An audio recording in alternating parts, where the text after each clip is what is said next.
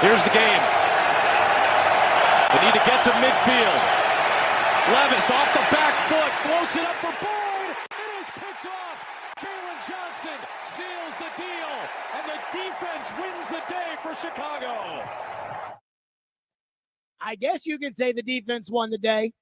Stillman and Company, 102.5, 106.3 The Game, streaming live on Twitter, Twitch, YouTube, and Facebook Live. We are live from the Busy Bee Plumbing, Heating, and Air Conditioning Game Nashville studios.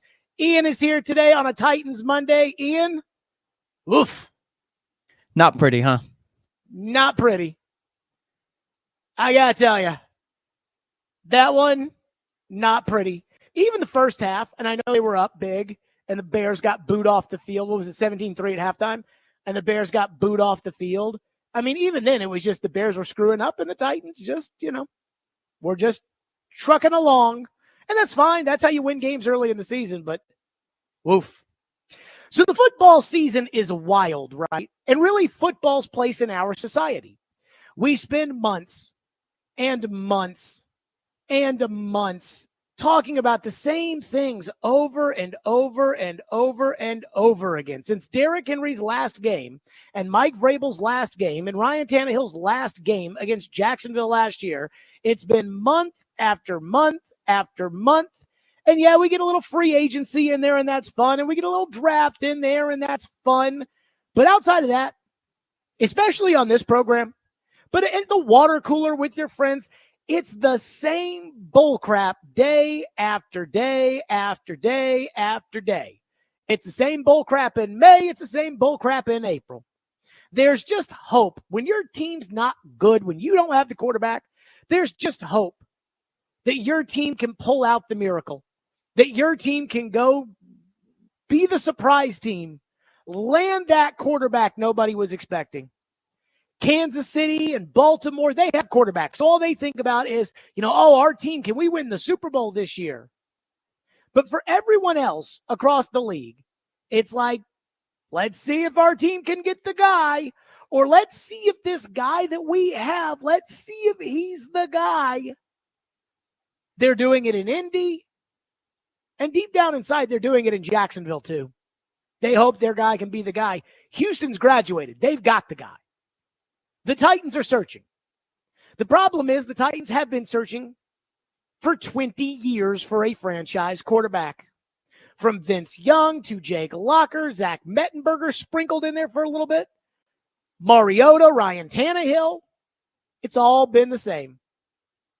Looking up the tailpipe of a Peyton Manning, a Tom Brady, a Ben Roethlisberger in the same conference, Kurt Warner in the Super Bowl, Andrew Luck in Indianapolis, and now, unfortunately, what feels like C.J. Stroud in Houston.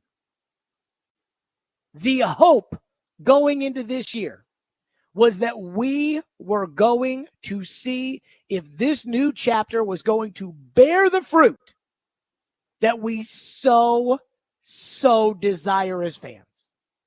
So after all that talk in January, talk in February, talk in March and April and May and June and July, and a preseason game here and a couple of series there, we finally get to the start of the football season. It's finally here. Now it's not the same old. Now we got games to react to.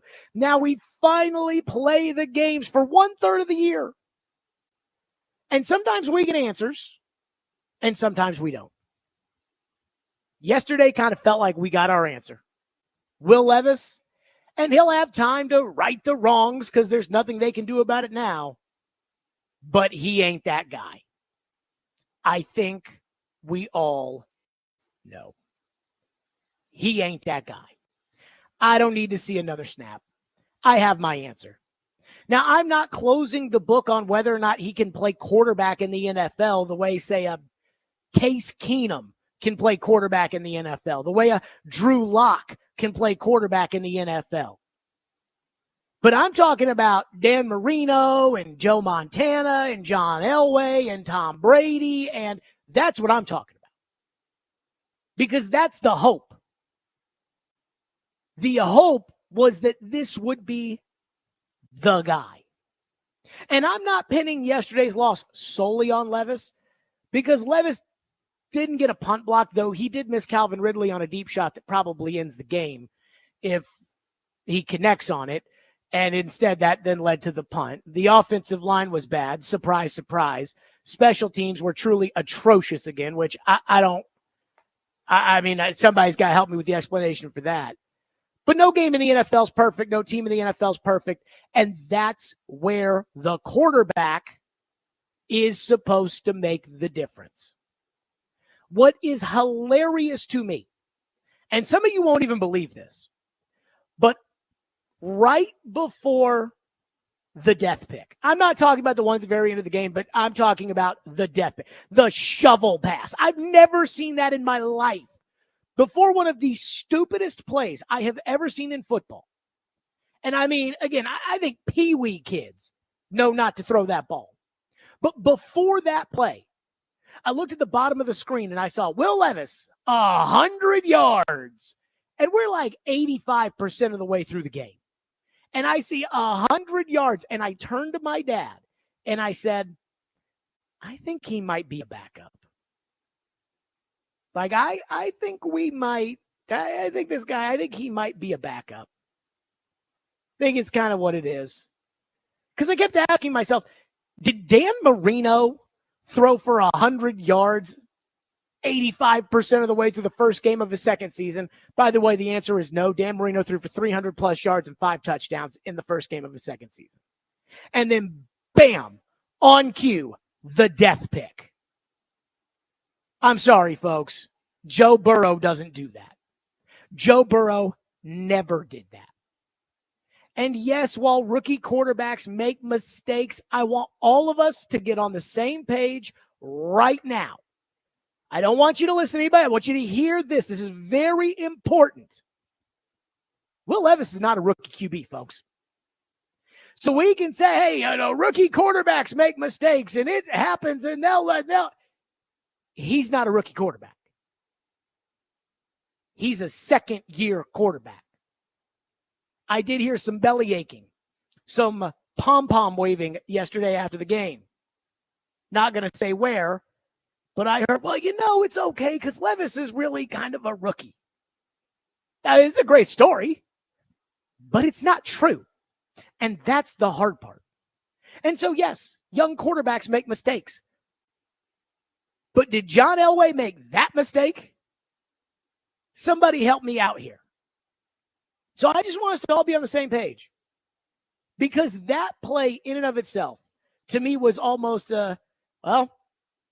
we know. On one hand, it was actually kind of comical.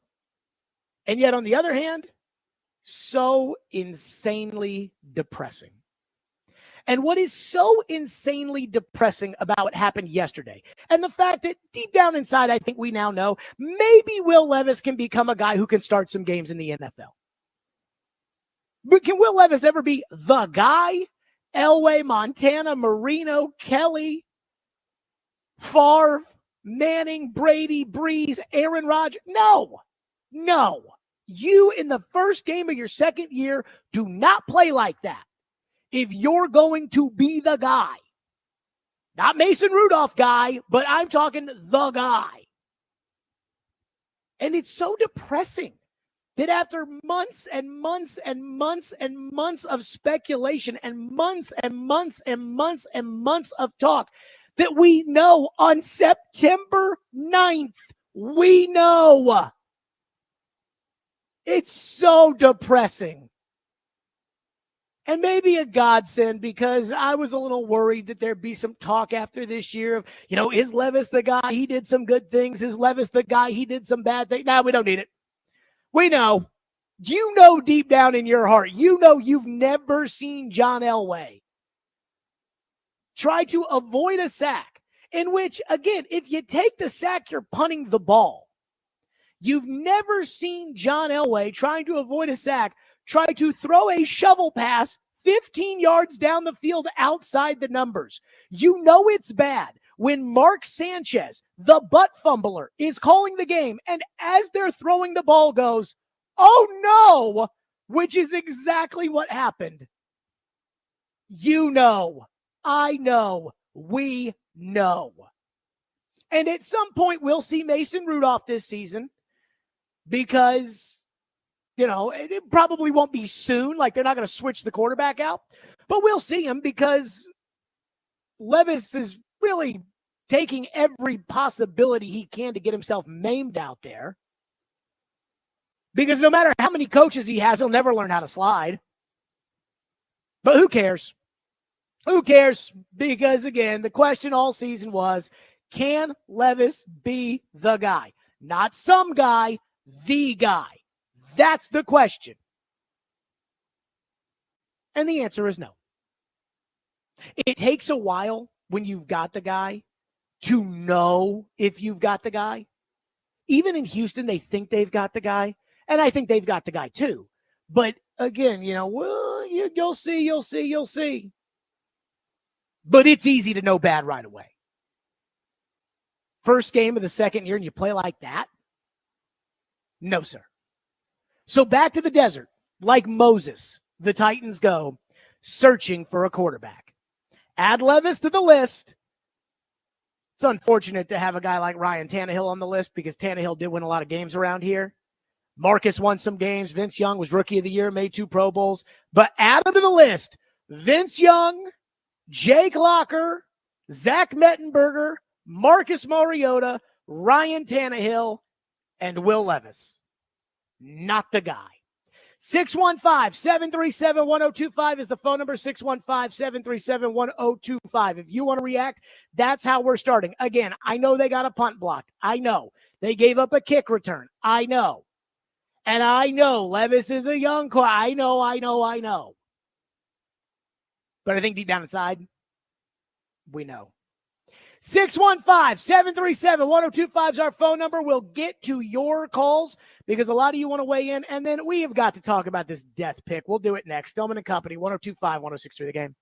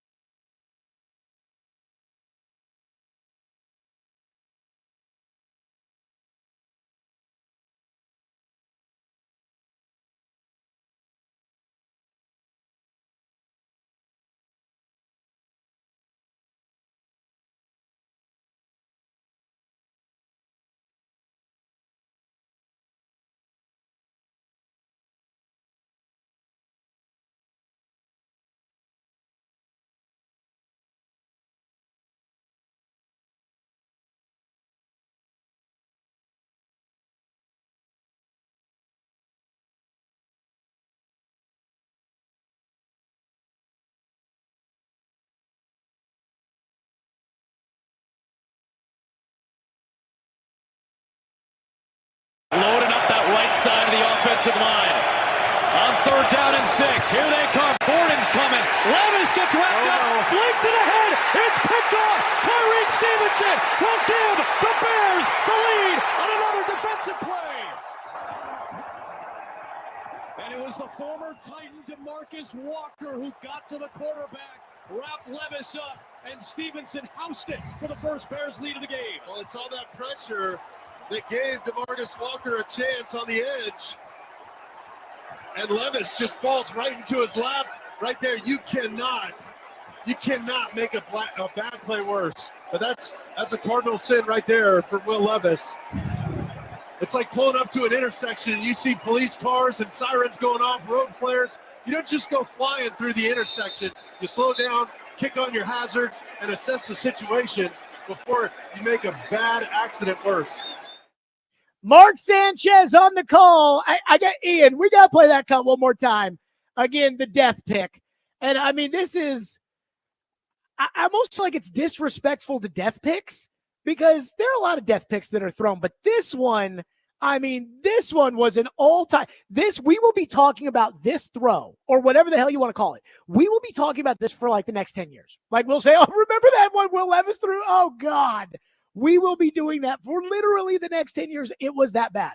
But my favorite part, again, is the butt fumbler, who I don't want to throw Derek under the bus, Ian, but I'm going to here. Derek told me that, you know, he was with the Titans and then he went to the Ravens. And then after the Ravens, he signed with the Jets. Mm-hmm. And he said that like 2 days into practice with Mark Sanchez, he was like, this guy. And so that's who's calling it. Listen to Mark Sanchez before the play. You know, the Pat Ryan that he's got something. The play-by-play guys get very upset about a color analyst and overset. Sometimes you can't help yourself play the cut. Loading up that right side of the offensive line. On 3rd down and 6. Here they come. Borden's coming. Levis gets wrapped up. Flings it. Oh, no. He's just like, oh, no. Oh, what are you doing? Oh, God. And I know, I just want to nip some of the complaining or some of the, I don't know what to say. Like, I don't want to say gaslighting because everybody has their own truth, but I just want to nip some of this in the bud right away. I know Will Levis is young-ish. I mean, he's 25 years old, but he's in his second year. And I know it was a bad game. And some guys are going to have bad games and some guys are going to, whatever. At some point, we have to look at something like that and say, I think this might be what we call disqualifying behavior. Like I've been on the radio now for 10 years, a little bit over that, more like 12. But if you do something like that, at some point, isn't it like you can't do this job? Mariota in his 5th year spiked a ball on 3rd down. It was like, have you ever played Madden football, buddy? I mean, in that death pick yesterday, is that not just disqualifying behavior? I mean, how stupid do you have to be to think you're going to be able to pull that off? A 15-yard shovel pass. I've never seen that before. If Levis had made that decision last year, I would have hated it. I would have said, my God, what's he doing? But at least we could have said, hey, he's a rookie. It's okay, he's a rookie. And I'm not sure I've ever seen that level of stupidity before. And I, as a Titan fan, lived through Vince Young. He used to have interceptions I would call Dr. Phil interceptions. He'd throw it, and I would think, what were you thinking when you threw that pass? And that Levis throw was so bad, I'm not sure it's not just completely disqualifying. But someone's got to, I mean, he said after the game, that was a boneheaded mistake. No, duh. Let's go to your phones. Driven by WilsonCountyHyundai.com, 615-737-1025. And our phone line is driven by WilsonCountyHyundai.com, which I think I just said. And it is a Titans Monday. Will has been waiting patiently and is going to kick us off today. Will, thank you for calling. Will, go ahead. Hey, Jared. So I just wanted to know who you think we're going to draft with our first-round pick in the top 5 slots of the draft. I'm thinking maybe Ewers, Jackson Dart. What do you think? Well, again, I'm not ready to break down the quarterback class of this year, but it is looking like that's probably what's going to happen. Thank you for the call, Will. Now, again, I mean, teams lose games in embarrassing fashion in week one all the time. When Mike Vrabel was when he was on the Patriots, they lost a season opener like 31-0 to the Buffalo Bills. Drew Bledsoe was quarterbacking the Bills, and it was kind of a revenge game, and Malloy was on that team, and they won 31-0, and the Patriots ended up winning the Super Bowl. The Bills ended up sucking. So, like, that stuff has happened before.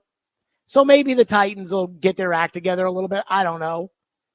But I don't know what the long-term answer here at quarterback is. I just know what it's not. And that's really the disheartening part. And I will go on record and say it now. Some people will get very mad at me. I am out on Shedeur Sanders. I am not interested in Shedeur. I think that his daddy has coddled him too much. And I think if you draft Shedeur, you get daddy. And I don't want any part of that. By the way, you thought it was a bad weekend for Will Levis. How about for Dion this past week? Adam in Portland is up next here on a Titans Monday. Adam, thank you for holding. Adam, go ahead. Jared, I think it's been like 6 or 7 years, whatever. I've been calling your show probably the most regular. I think it's the first time I've ever had to apologize to you.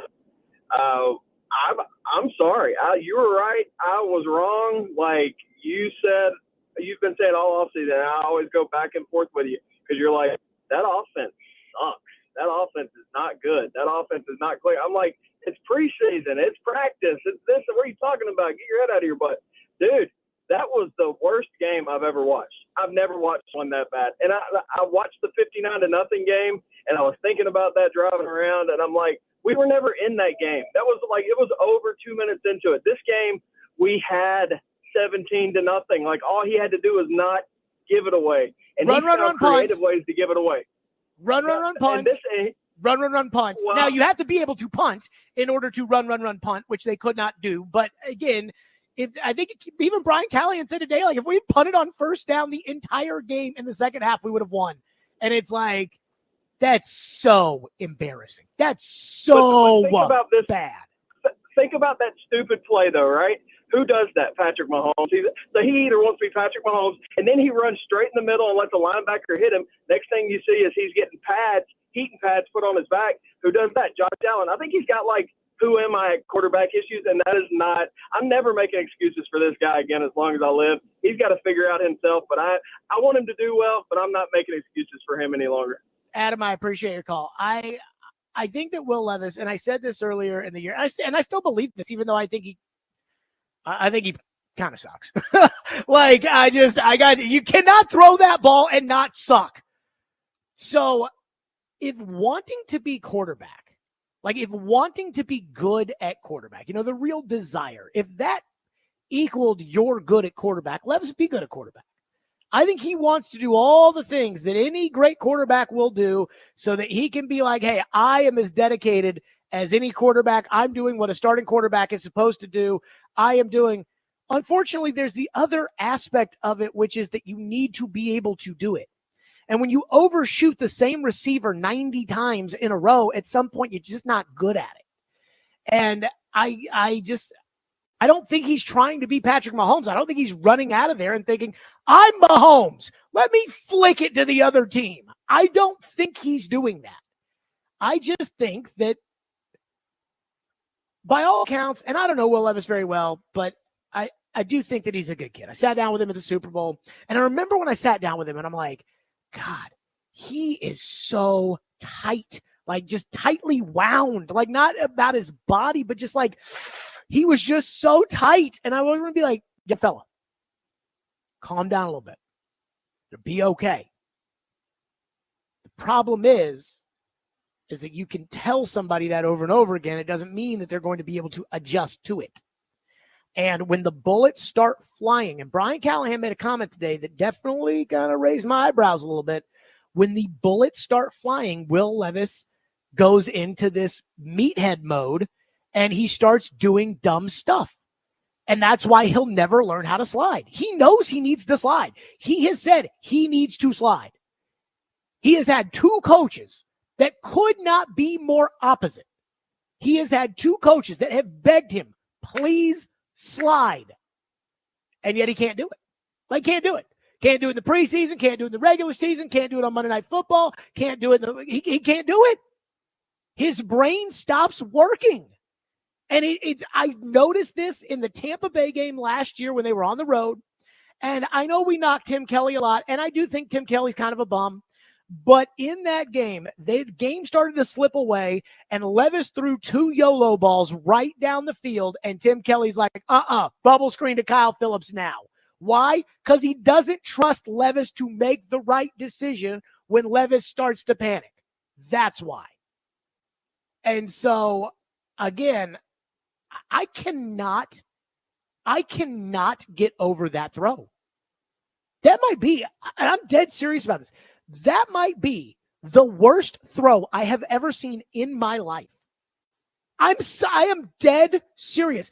The Will Levis better thank his lucky stars that he plays on the Titans and not the Cowboys, or that he was playing the Bears and not the Cowboys. Because if that was a game that the entire country saw, if everybody saw that throw in live time in a primetime game, they'd be making fun of him for years for that. That was so bad. I've never, ever, ever seen that. Somebody sent me a highlight of Brandon Weeden doing something similarly stupid. That's the level of quarterback we're talking about here. Brandon Weeden. 615-737-1025. More your phone, 615-737-1025. Plus, I got to tell you, I saw a stat. You analytic nerds out there. It's an analytic nerd stat. Well, I got to get to it next, and we'll do it on your phone. Stillman and Company, 1025, 106 The Game.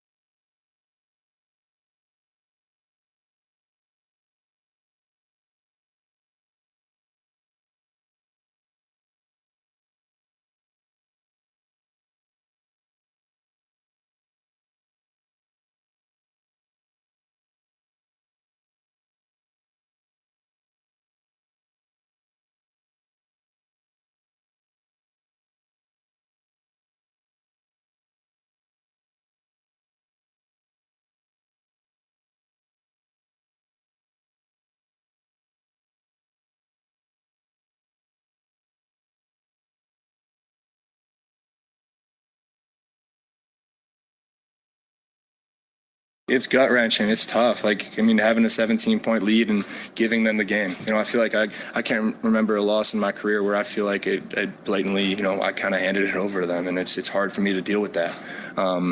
But we know it's a team effort, and there's just things across the board that we can point at and look at.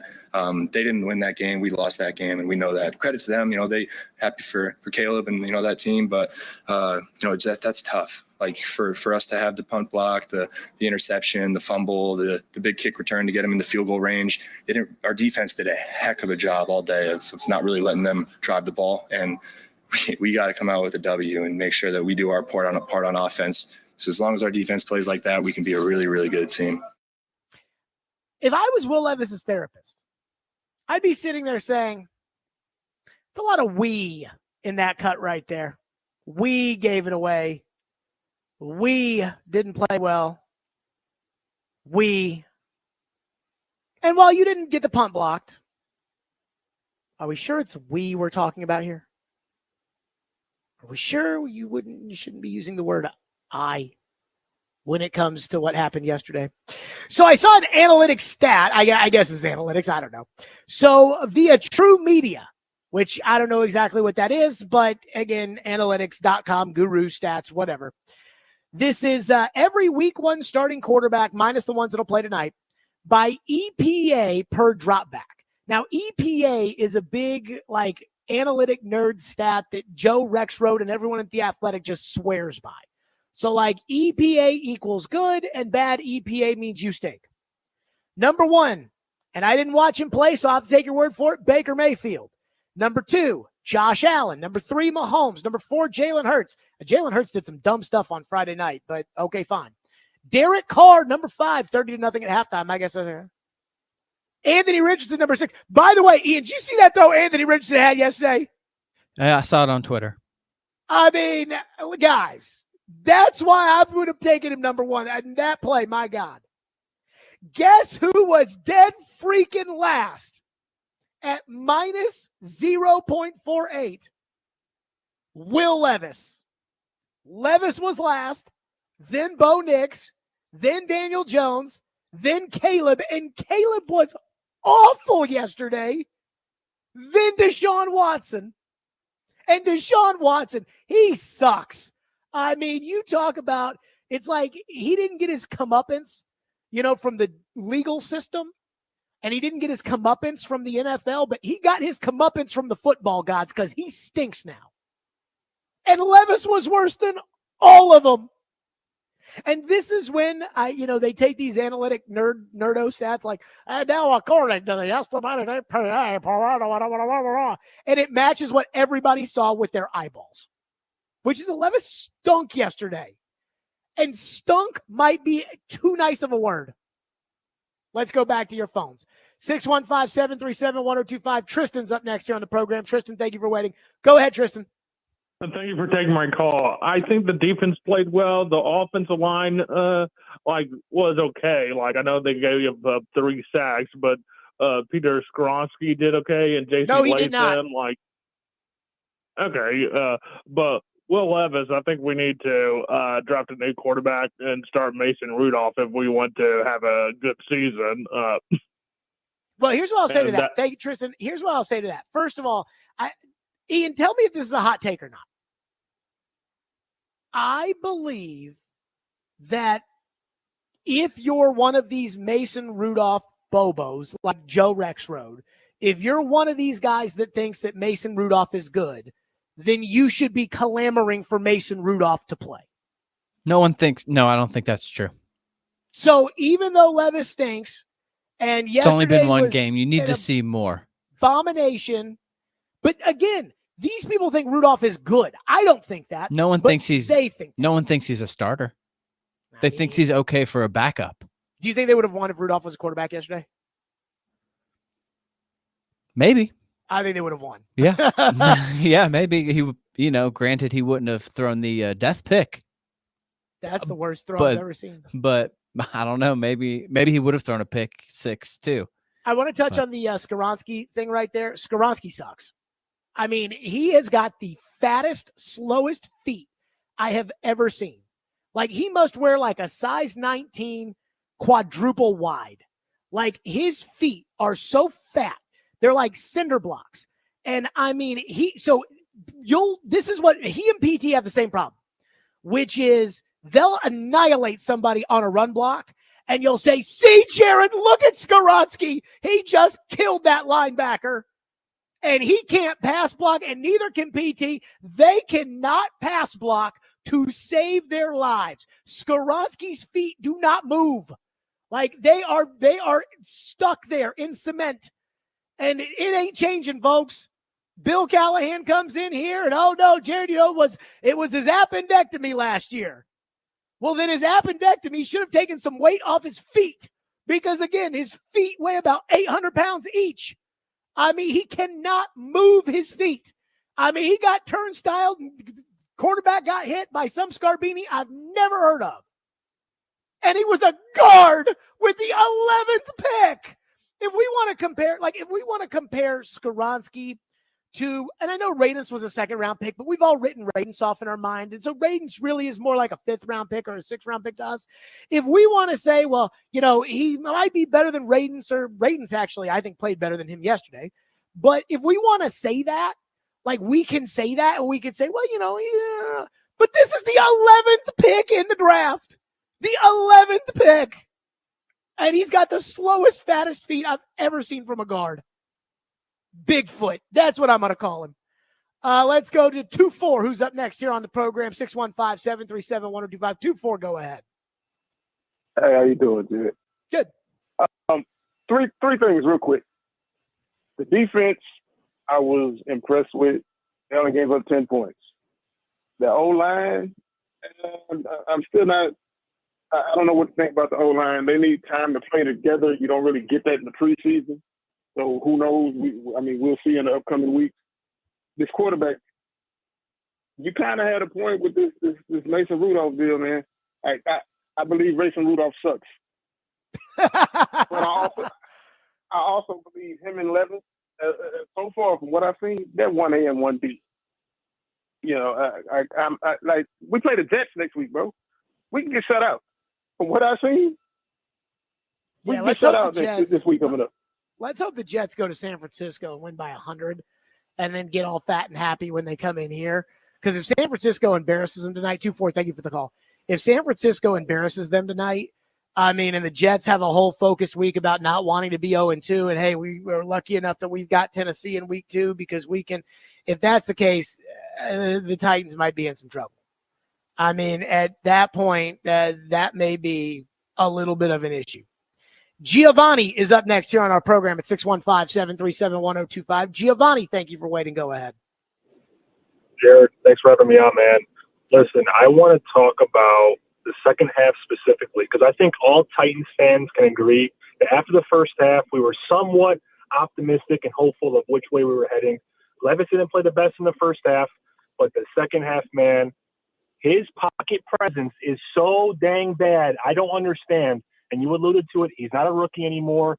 The fact that his pocket presence is still this bad and his situational awareness is this bad is really concerning. But I also want to point out that I wasn't a big fan of the play calling in the second half. The Bears brought a lot of pressure in the second half, and Bill Callahan had no answer. We were going a lot of empty 5-man protection, and we couldn't protect it.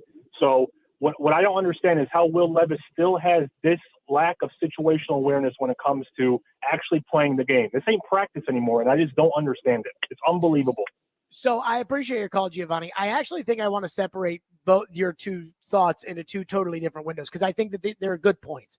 I think when it comes to the first one, which is the Levis pocket awareness, and Levis has bad awareness out of the pocket too.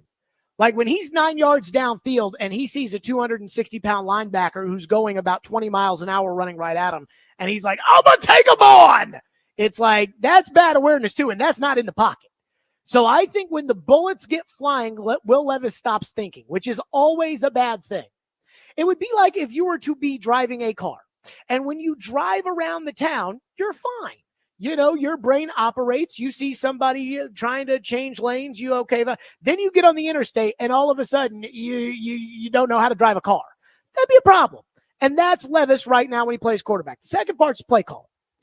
And I believe that Brian Callahan, and this would be something that if Levis wasn't so terrible yesterday and the special teams weren't so abysmal, that I would be talking about more, which is I do think Brian Callahan got outcoached in the second half, and I do think Brian Callahan let kind of the way the game started to deteriorate affect him.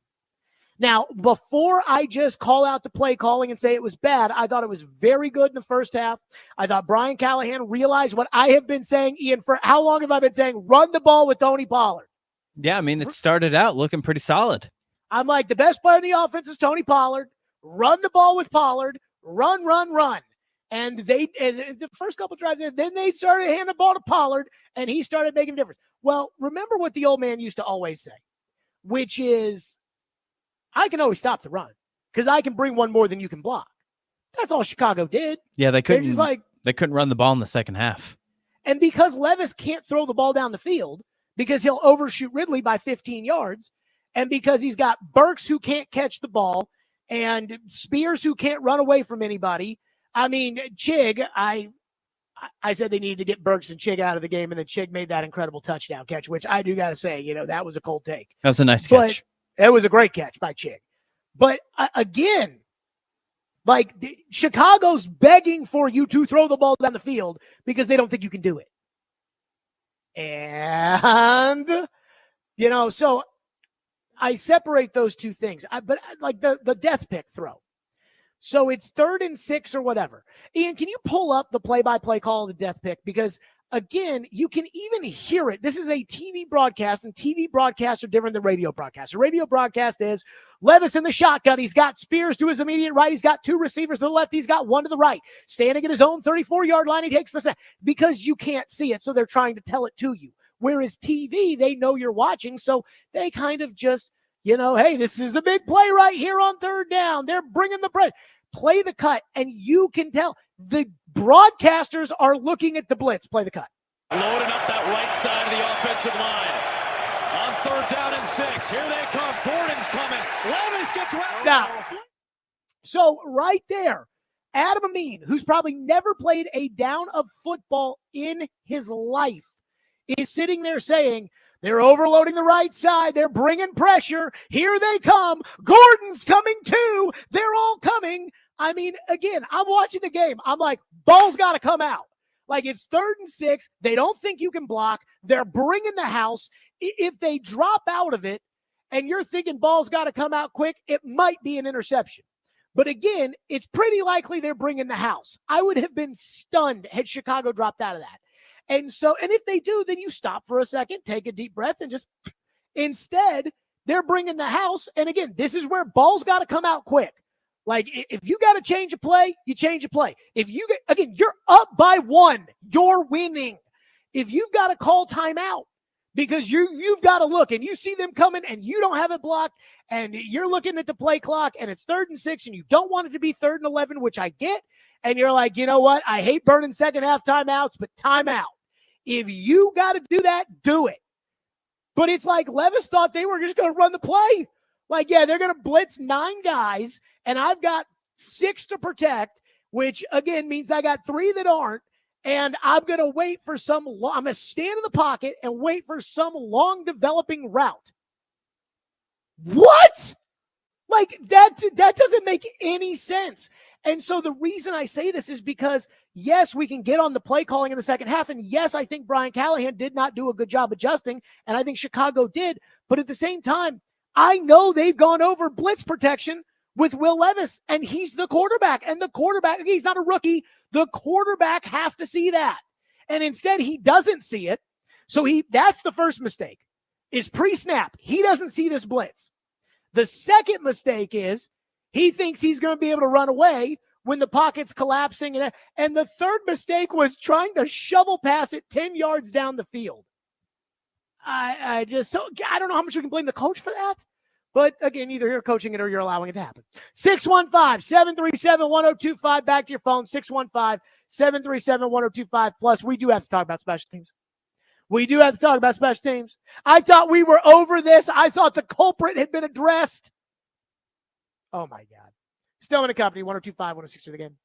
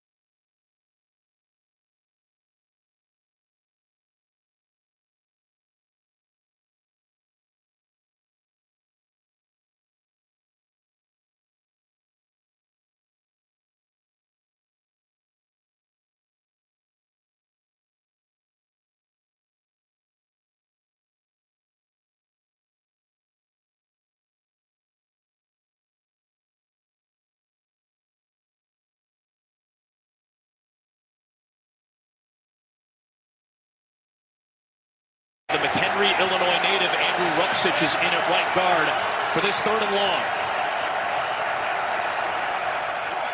4-man rush. Levis steps up, launches for Ridley. Separation, but it's incomplete. Stevenson step for step until that last burst by Ridley. Incomplete. It's 4th down. Levis with the overthrow and some frustration. Essentially just a long foul ball or big play for this offense. Either hand it off on 3rd and long there, maybe a quick screen, but they decide to just take a shot to their speedy receiver on the edge on what they deem as their weaker corner here in Chicago. Got to hit him. Stonehouse with pressure, a block. It's scooped up by the Bears. Back the other way. Jonathan Owens, touchdown Chicago.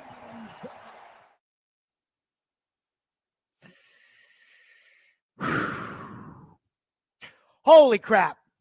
I mean, so let's just get the first part out of the way, which is Levis is not at fault. Levis is the biggest culprit for why the Titans lost. There's a lot of reasons why. Levis is not at fault for the punt block. But if Levis connects with Ridley, game over. Like if Levis hits Ridley on that throw, game over, period, whatever.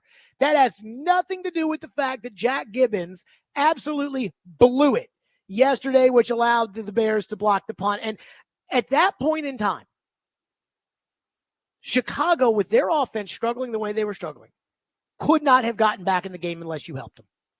Could not have gotten back in the game. You could have gone in the second half, run, punt, and won the game.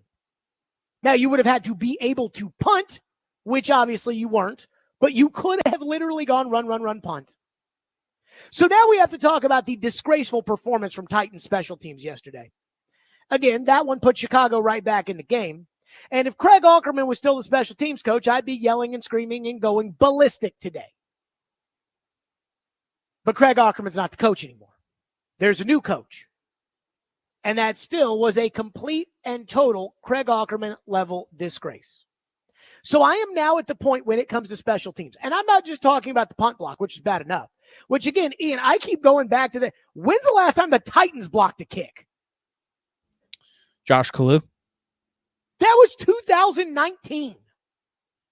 Like Trying to think if there's been the another Titans one. have had punts blocked in back-to-back openers. That has to be a record.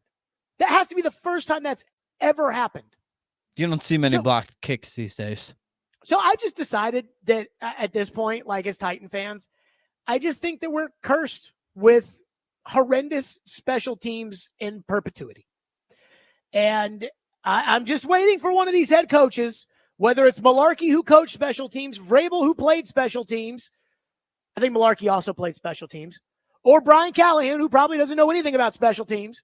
I'm just waiting for one of these coaches one of these days to say, all right, I'm taking it over. I'm taking it over. Tell Coach Joe Rob, I'm taking over. I can't watch this anymore. Because, again, that was disgraceful. And it wasn't just the punt block, which was bad enough.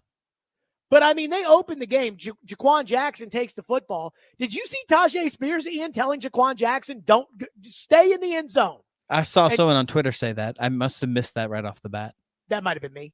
And Jaquan Jackson was like, no, sir, Leroy Jenkins. And he's taking the ball out. Yeah, he didn't really have much impact in the return game this past week either. Well, if I was the coach, he wouldn't have been returning anymore because when Tajay Spears told him not to take it out, he took it out. That'd have been enough. He'd have been on the bench. Tajay Spears would have been back there. But then they allow the kick return. Kick the ball out of the end zone. And then that. So, again, as a Titan fan, I think we're just cursed. And we'll have bad special. This might be what we get for the Music City Miracle. This might be it. Bad special teams. Had to sacrifice something. For the rest of our lives. That's where we are. Josh is up next here on the program on a Titans Monday. Thank you for calling. Josh, go ahead. What's up, Jerry, man? Yesterday just felt like in that second half, it was a lot of Vrabel ball. Run, try to throw a screen pass to the line of scrimmage, pray to God you can get a first down and try not to blow it. I mean, we got a new coaching staff and it still feels like the exact same situation we're in every single year. I don't know if I can let's say throw a that. pass to the line of scrimmage. Now, that was bad. The second to last play of the game where they threw the ball to Chig, that was bad. Yeah. But, let me ask you a question, though. 5-yard pass. Let me ask you a question, ahead. though. When it comes to, again, the idea of Vrabel ball, how many deep shots did Will Levis miss yesterday? He missed about 2, but you still got to keep trying, don't you? That's the only thing he can do good is throw the deep ball. He's trying somebody else. But my whole point is, I thought the play calling, I thought you could tell. Thank you, Josh. I thought you could tell right away in the first half, like after the second drive when they really started giving the ball to Tony Pollard and starting to jet sweep here. You know, they ran a 3rd and short where they motioned and they ran on the jet sweep Pollard and they handed to Spears. And I thought they did some really creative stuff. I just think that, I mean, I don't know how you design plays to get guys wide open and the quarterback can't hit them. I don't know if I can say that was Vrabel ball. I mean, they took shots down the field. I do think Callahan got rattled a little bit. And I do think that the offensive line, the Bears, knew blood in the water. And that goes back to the fact that the offensive line sucks and that you're never going to be any good if you don't have a right tackle. And the right tackle on this team is terrible. And apparently the left tackle wasn't very good either. And the left guard's not very good. And the right guard got hurt. So, I mean, if you want to call it Vrabel ball, I guess, bad special teams and bad offensive line play and a quarterback who doesn't know if it's Tuesday or Wednesday, which at times Tannehill, I think if we see more of what we saw yesterday, we're going to miss Ryan Tannehill around here.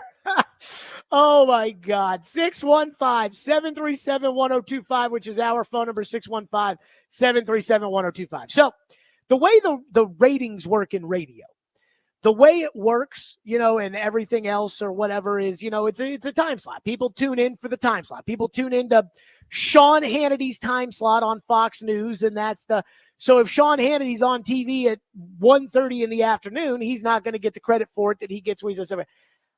I wish I could have been on the air right after the game ended yesterday because there was some local homerism that I have got to get out in front. I could not get out in front of it before it was said, but I heard it, and I've got to address it.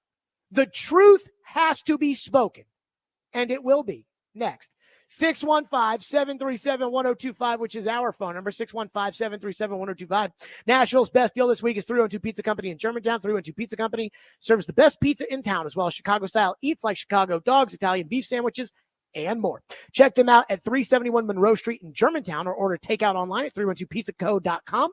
Head to theGameNashville.com/deals now to get half off a $30 gift card to 312 Pizza Company while supplies last.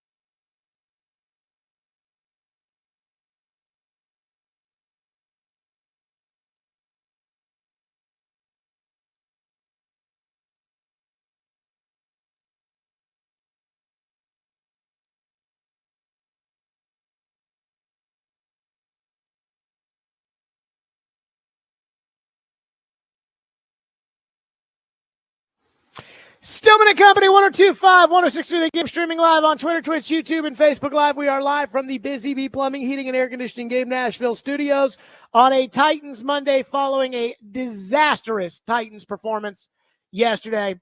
And I got to say this, I try to keep my opinions to myself after the game ends. If you follow me on Twitter, at Jared Stillman, if you follow me on Twitter, you'll see during a Titans game, I mean, it is live tweeting galore. It's almost like you're watching the game with me. It's like you're my dad who's sitting there listening to me complain about everything that the Titans do that I don't like, or celebrating everything the Titans do well, which we do a lot. And we were very happy at halftime. But then after the game's over, I usually try to keep my thoughts about the Titans to myself because I am paid by the radio station to deliver those at 2 o'clock on a Monday. On a Titans Monday. But sometimes I listen, I read, I hear things in press conferences I don't like, and I try, I can't press tweet. Don't do it. Wait until the show. And yesterday after the Titans game, I heard a story or two, and I have got to get out in front of it right now. I have got to nip this in the bud right now, because the more things like this get said, the more people will believe it. So I heard 3 things yesterday after the Titans game from people that probably should know better, people who I don't want to say do know better, but I have to hope they know better. And I don't know if the Titans are trying to, start their own Russian television. I don't know.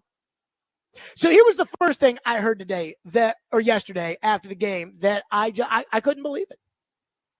Number 1, Will Levis is basically a rookie. I heard that yesterday. Hey, we need to give Will Levis time. We need to give him this, that. He's basically a rookie. That sounds good in theory, but it's not true. Because he is, in fact, I don't know if you guys watched last season when he played quarterback for the Titans. He is not a rookie.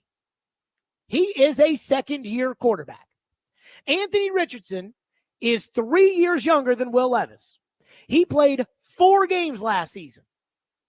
And he is not a rookie. He needs to do better.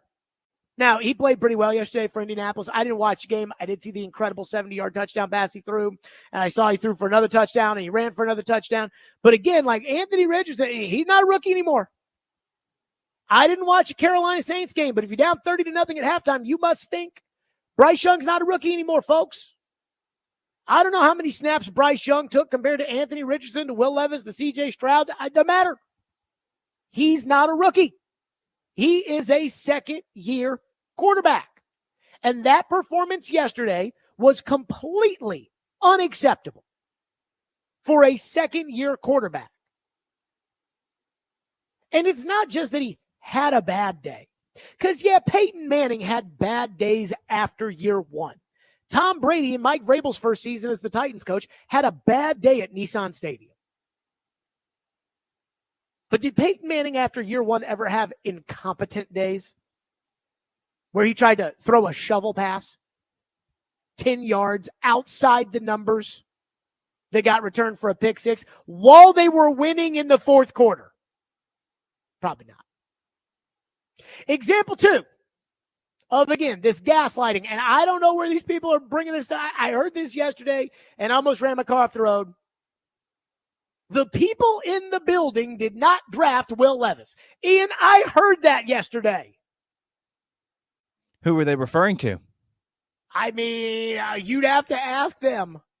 The people in the building did not draft Will Levis. Au contraire, mon frere. Because Rand Carthon was in the building when Will Levis was drafted. And Chad Brinker was in the building when Will Levis was drafted.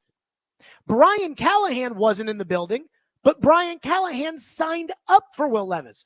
Part of the reason why they hired him, probably the reason that they hired him, was to coach Will Levis.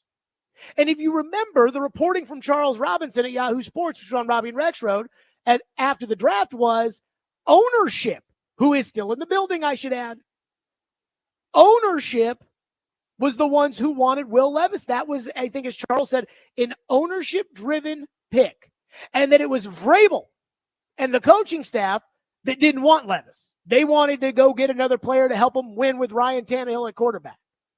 So I don't want to hear the people that drafted Will Levis aren't in the building. So, oh, no, don't blame anybody anymore. It's all Vrabel's fault. You can't do that. That's not true. That's not true. And the third thing I heard yesterday, which was the most absurd, and considering that those first two are pretty absurd, this one I don't even know what to tell you. Tom Brady throws interceptions like that. Excuse me?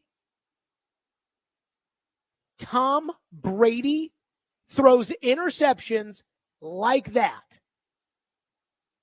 I didn't watch every game Tom Brady played.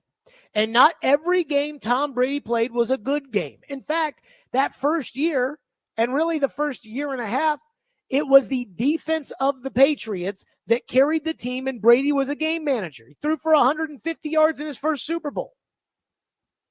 But I've watched a lot of Tom Brady football, and I don't ever remember Tom Brady with a lead in the fourth quarter ever panicking and throwing a shovel pass 10 yards outside the numbers that cost his team the game.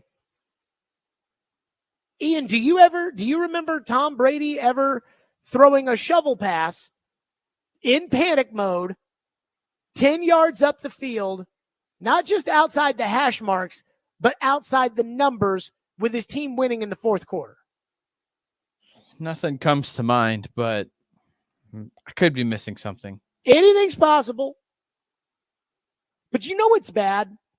When the guy who is credited with his most famous thing in this guy's life, no matter what he does, is the fact that he was the butt fumbler, is sitting there saying, oh, dear God. So stop making excuses for Will Levis and stop making excuses for the Titans. It's bad enough that I have to hear all of this stuff during training camp when Levis goes out there against Seattle on the 2-minute drill and throws an interception, and that's it. And it's like, but it's just practice, Jared.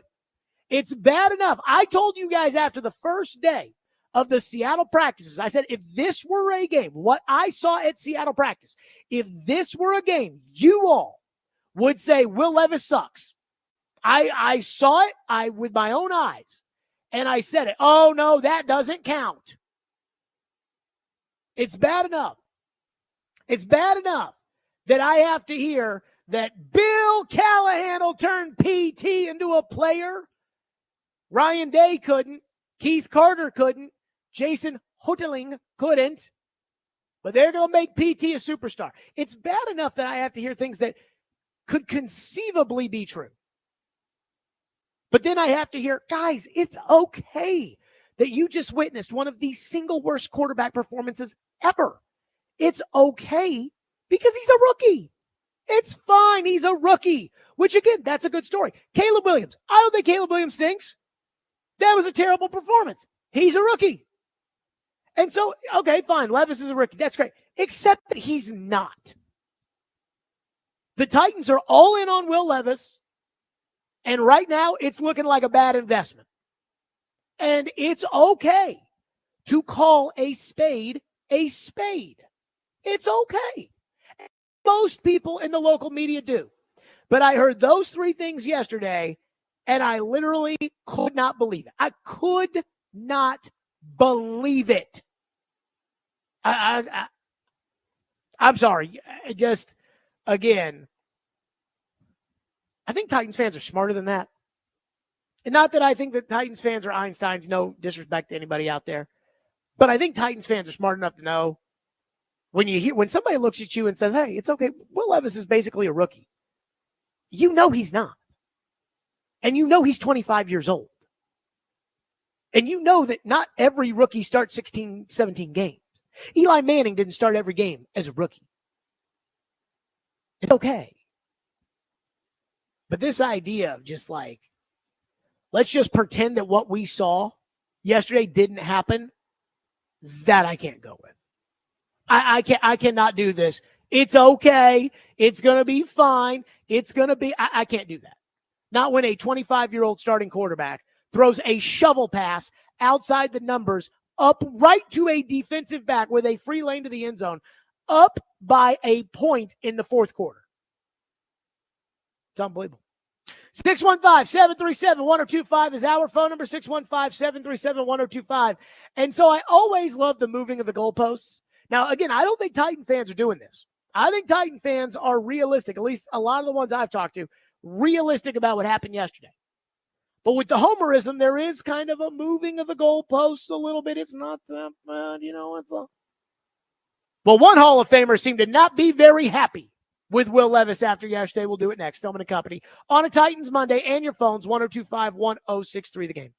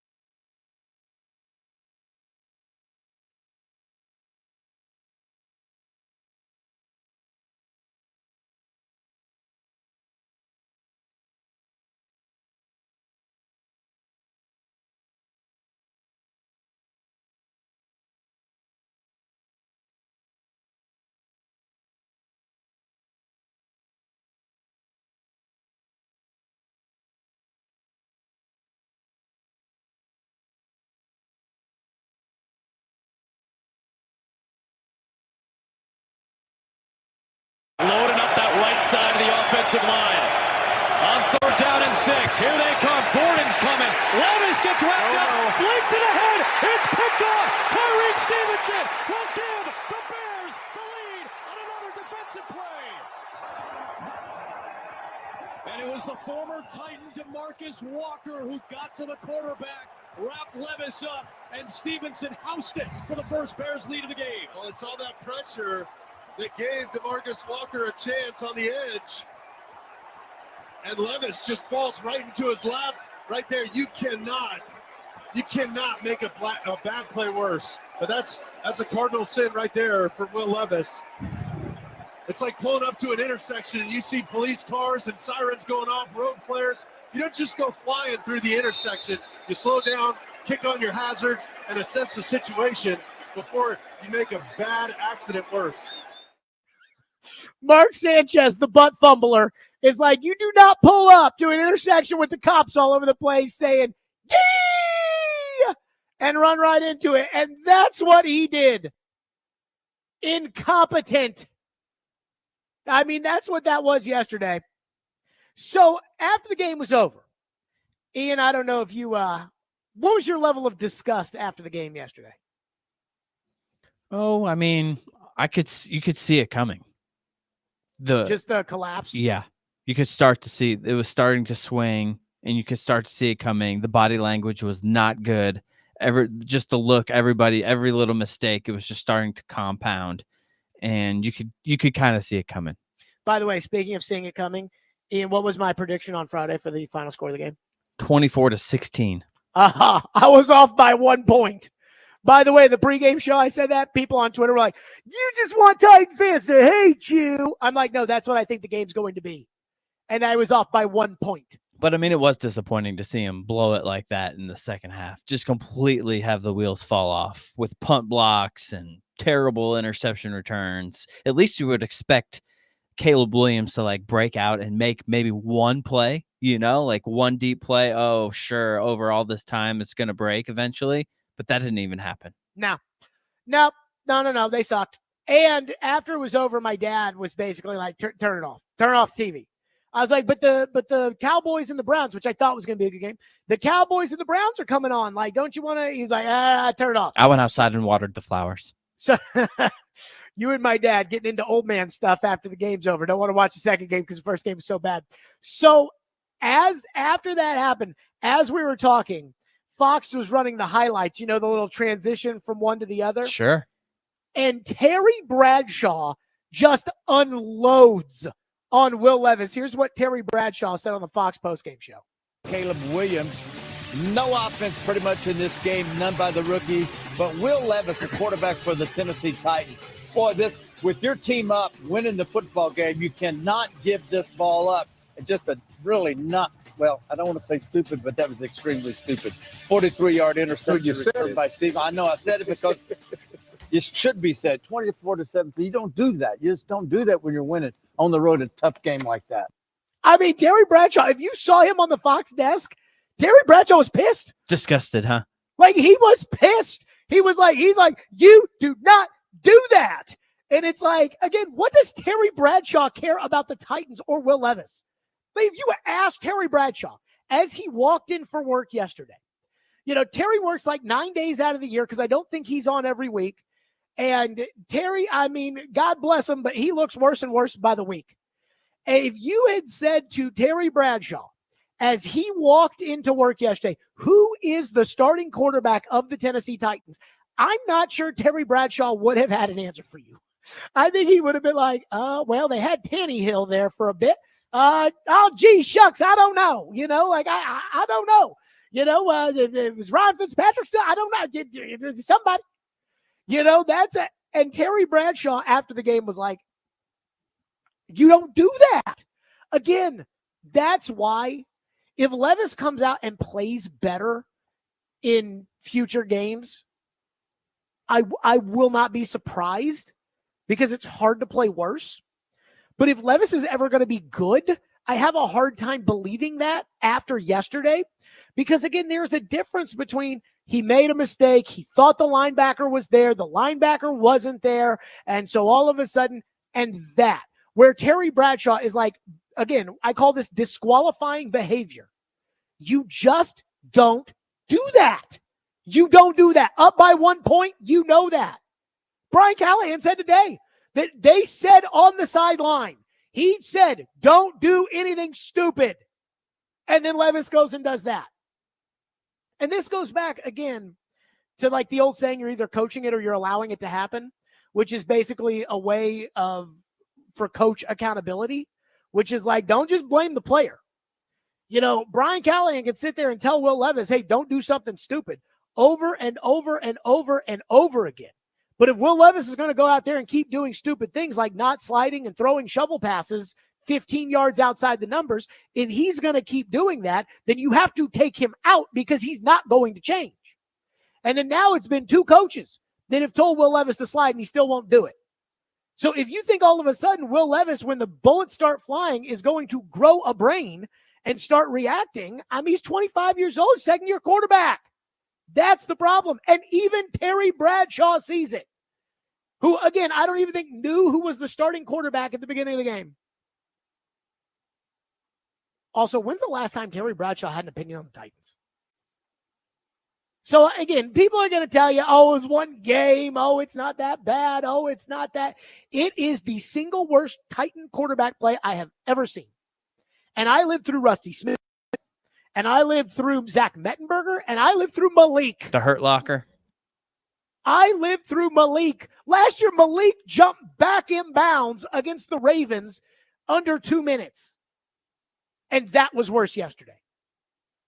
615-737-1025 is our phone number. Jim is up next here on our program and has been waiting patiently.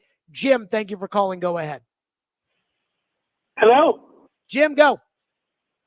Yeah. Do you think that maybe Will Levis has Mahomes syndrome?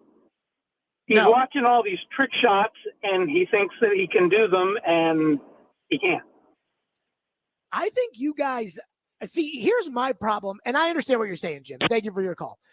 There is nothing about Will Levis yesterday that has anything to do with Patrick Mahomes. Let's just get that out right now. But I actually think it's the opposite. Like, I think you think Levis thinks he's going to be able to pull off this shovel pass because Mahomes can do it. So if Mahomes can do it, I can do it, right? It's like the idea Dwayne Wade, after he saw Jordan in the finals against the Lakers, with the around the world layup, Dwayne Wade went out in the backyard and started trying to do it kind of thing. I understand that line of thinking. I do not think Will Levis's brain is operating. I think he speeds himself up too fast. I don't think that brain is firing on those cylinders while those big plays are happening. So I don't think that he's like, oh, let me try this Mahomes play. I don't think he's doing that. I think it's just, that's his natural reaction, is he's just, because he can't control himself. Again, I think Will Levis's brain knows, hey, buddy, we need to slide. We need to not get hit. We need to not take 18 shots a game. And then all of a sudden, his brain, when he's out there, it's not working, and he sees that linebacker, and his natural reaction is, let's take on Ray Lewis. Like that flip pick, the pick six, it was pretty much like he's trying too hard, right, to make a play in that situation. Yeah, but I think he's like, trying to complete the pass, I guess, trying to make a play. And I don't really know, where that comes from totally. I just think he's wound too tight. And I think that when his adrenaline starts popping, FBI agents are trained to really learn how to compose themselves. They are, whenever, the heat gets turned up, an FBI agent is trained on how to lower their heart rate and with breathing techniques and to remember everything and write it down right away. Like that, there are certain techniques that, hey, you got to keep your cool as an FBI agent. You're undercover, things are going to get a little iffy. You're going to have to. And so Will Levis is the opposite of that, which is once that adrenaline starts going, that blood starts pumping, those bullets start flying, that game becomes real. All of a sudden his brain clicks off. And I think that happens with a lot of us. It's called autopilot. I will tell you, if there is something in my personal life that just takes over, I can do a radio show on autopilot where I can do the show and I know what I'm supposed to talk about that segment and I can take your phone calls and I can do that. And then after it's over, not remember a single thing that we talked about. It's just a natural reaction, reflection. Well, some guys, with Brady, when the game got tough, he got tougher. With Mahomes, I think some of that natural dodging and weaving and throwing off the back foot and hitting the guy right in stride in the hands, that's a natural God-given ability. It's like the Force in Star Wars, the way he can do it. It just happens. And with Levis, when the going gets tough, his brain clicks off. Click. And that's not good. 615-737-1025 is our phone number, 615-737-1025. Maybe the only thing worse than the death pick from Levis was Levis's reaction to the death pick, which we've got to get to next. We'll do it. Stillman and Company, 615-737-1025 on a Titans Monday, 1025, 106 for the game.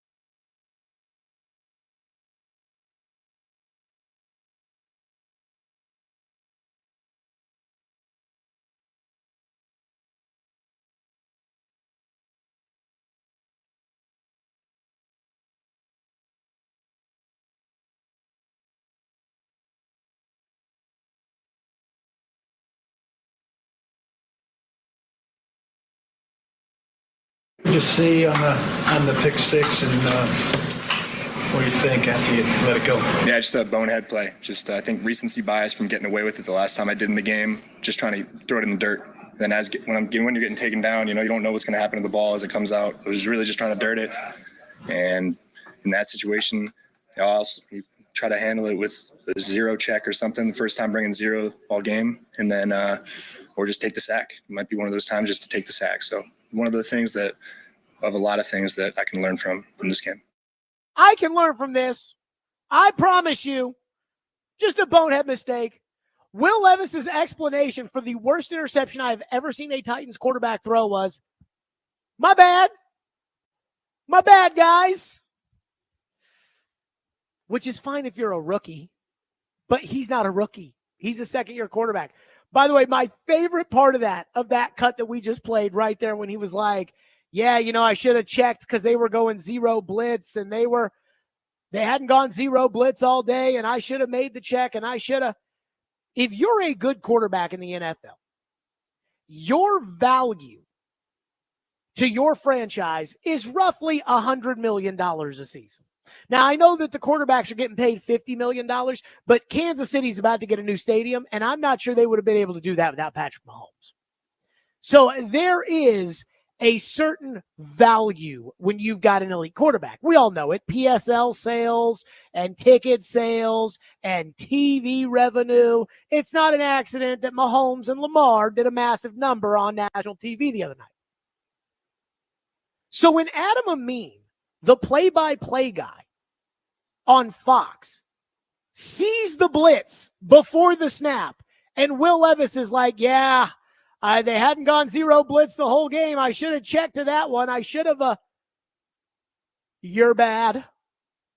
Again, he's not a rookie anymore. And I thought that was almost as bad as the death pick. And you want to know what else? Ian, I honestly, and I saw it in live time when it happened. If you watch Levis's reaction to the death pick, he's on his knees with his hands on his head in a surrender cobra in the middle of the field. That's correct. And is literally like, I saw that. I'm like, get your ass up and go chase after the guy. At least no one lit him up. Get your ass up and go run after the guy. Throw a pick like that, sit in the middle of the field and wallow about it. Get your ass up and go run after the guy. Phone lines driven by WilsonCountyHyundai.com. Let's go to Mitch, who's been waiting patiently and is up next here on the program. Mitch, thank you for calling. Go ahead. Yeah, hey, last year I called in when they drafted Will Levis. I said I thought they drafted a backup quarterback, and you kind of lit into me and said that was stupid. And looking back, I kind of agree. But now I think it's even worse because I think they actually thought he was a starting quarterback, which means our upper part of the team sucks and decision-making sucks, and we might be in store for a Tennessee Vols-like run. It's like they switched places. But damn. Here's what I'll say about the Levis backup thing. Thank you for your call, Mitch. I mean, Levis has starting quarterback traits. Like, Levis has things, the starting quarterback, that you cannot teach. So did Blake Bortles. And again, Bill Polian's talked about this, and the old man used to talk about this, and there's a lot of guys that have the talent to be a starting quarterback in the NFL can't do it. Vince Young's one of the most talented players I've ever seen on the Titans. I mean, Vince Young's pure talent carried Texas to a national championship. But it takes a little bit more than that. And that's, again, in the scouting process and the development process, and that's where you've got to figure those things out. Does this guy have it in him? Does this guy not have it in him?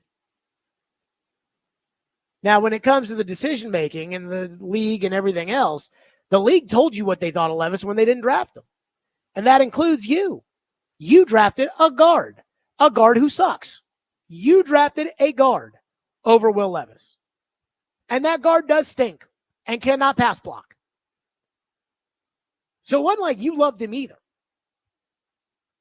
But I will say, I think there are a lot of people in upper management, maybe it's top, the owner, that might be looking at themselves today saying, oh, no. I don't know about that one. And look, we all make mistakes. And this would just be a bust. But, I mean, Levis has some starting quarterback traits for whatever that's worth. Let's go to Charlie, who is up next here on the program. Charlie, thank you for calling. Go ahead, Charlie. Hey, man, Jordan Love's out. Malik Willis is in. Is that going to put more pressure on Rand's neck if Malik outplays Will Levis? Boy, I don't want to, again, we don't do the whole, somebody getting in trouble for something that hasn't happened yet. I know what you're asking. Charlie, good call. I know what you're asking, and I get it. I don't want to say, again, it's a week-to-week league. Last year, the Titans looked terrible against the Saints in week 1. They came out and they beat the Chargers in overtime in week 2, and then they, went on the road, got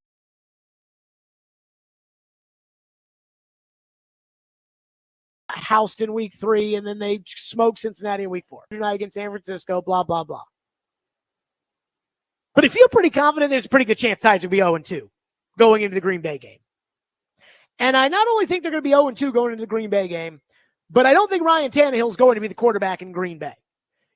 Diana reported yesterday that Green Bay has reached out to Tannehill, and Tannehill's looking for the right opportunity. And I don't think Tannehill, if Jordan Love's out 5 weeks, I don't think Tannehill's going to Green Bay to ride in there and shotgun in at quarterback and then get stuck holding a clipboard for the rest of the year.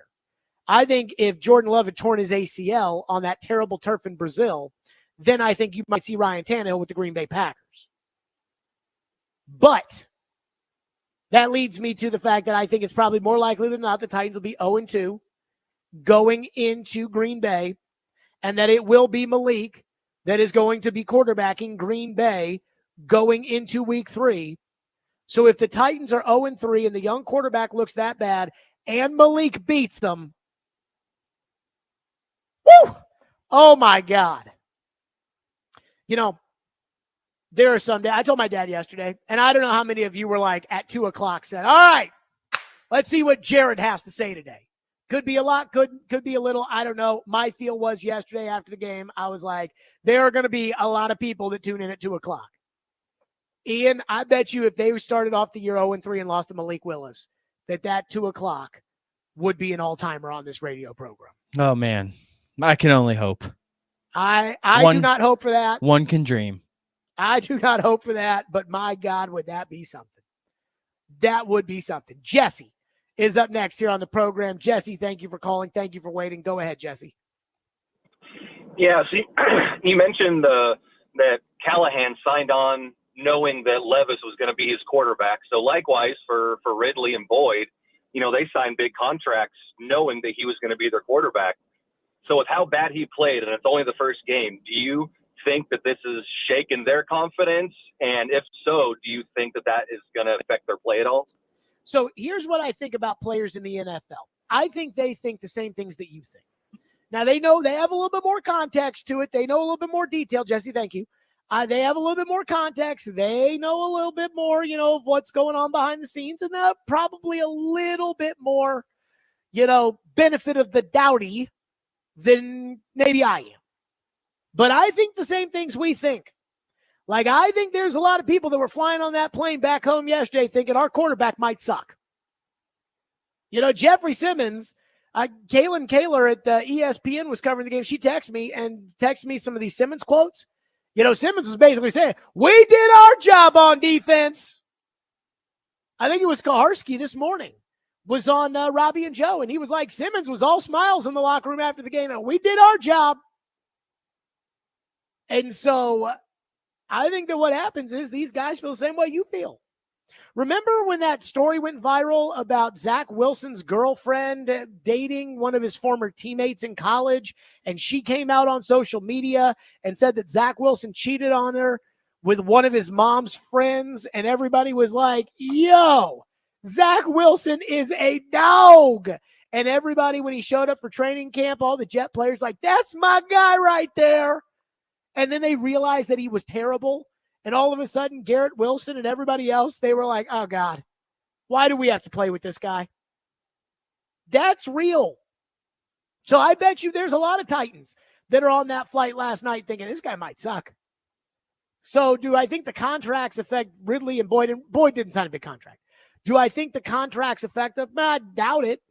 But I can promise you, if you think you're frustrated with the fact that Levis and Ridley couldn't connect in training camp and Levis and Ridley couldn't connect yesterday, and if you think you're frustrated about that, trust me, they are too. Look, I know everybody said publicly that Traylon Burks, he's shown up every day and he's one of the best workers and he's going to have a good season and they know he sucks. That's why they went out and signed 2 receivers. And that's why they threw him a ball 3 yards. Ian, did you see that yesterday? They just little pitch and catch to Burks and he just drops the ball. I mean, yes, yeah, I saw it. He sucks.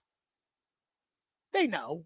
So I don't think it's like, that the players are going to revolt or, hold out because they don't like the quarterback. But I think the players are going to sit there and say, well, going to be a long season, boys. And I think that, maybe they'll give them the benefit of the doubt the first week and say, hey, we had a bad game. But eventually, just like with Zach Wilson, I mean, teams lose confidence in players. 615-737-1025. We're back to your phones. Plus, the defense. I do have a thought on how the defense played yesterday, so we'll do that next. Stillman and Company, 1025, 1063 The Game.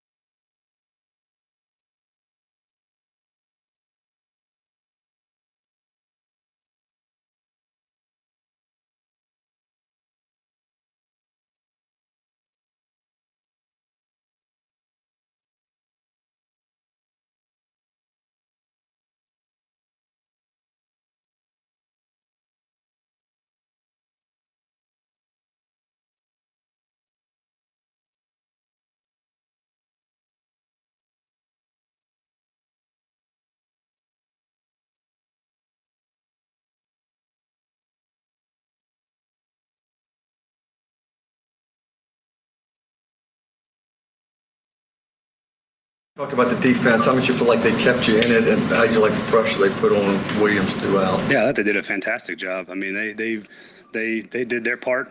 They played a winning performance, I felt like. I mean, I think at one point they had less than 100 yards into the third quarter, I think. But it was really well done. They played physical. They played aggressive. They made life hard for Caleb Williams to get any kind of rhythm going themselves. I mean, they were ultimately in the same spot we were on offense, and they found some touchdowns in other places, and we couldn't. And so they struggled. Our defense played well, and I was really, really happy to see that.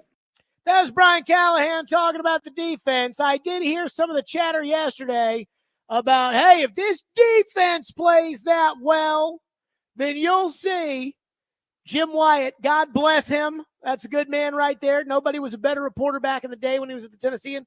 Jim Wyatt, I saw he had a tweet out this morning that was like, the Titans had the best defense of any team in the league right now. And it's like, yeah, okay. So when it comes to the defense, they were fine. But I felt like more of the problem, like if I was fairly assessing the defense, if I was fairly assessing the game, would you say Chicago's defense was really good?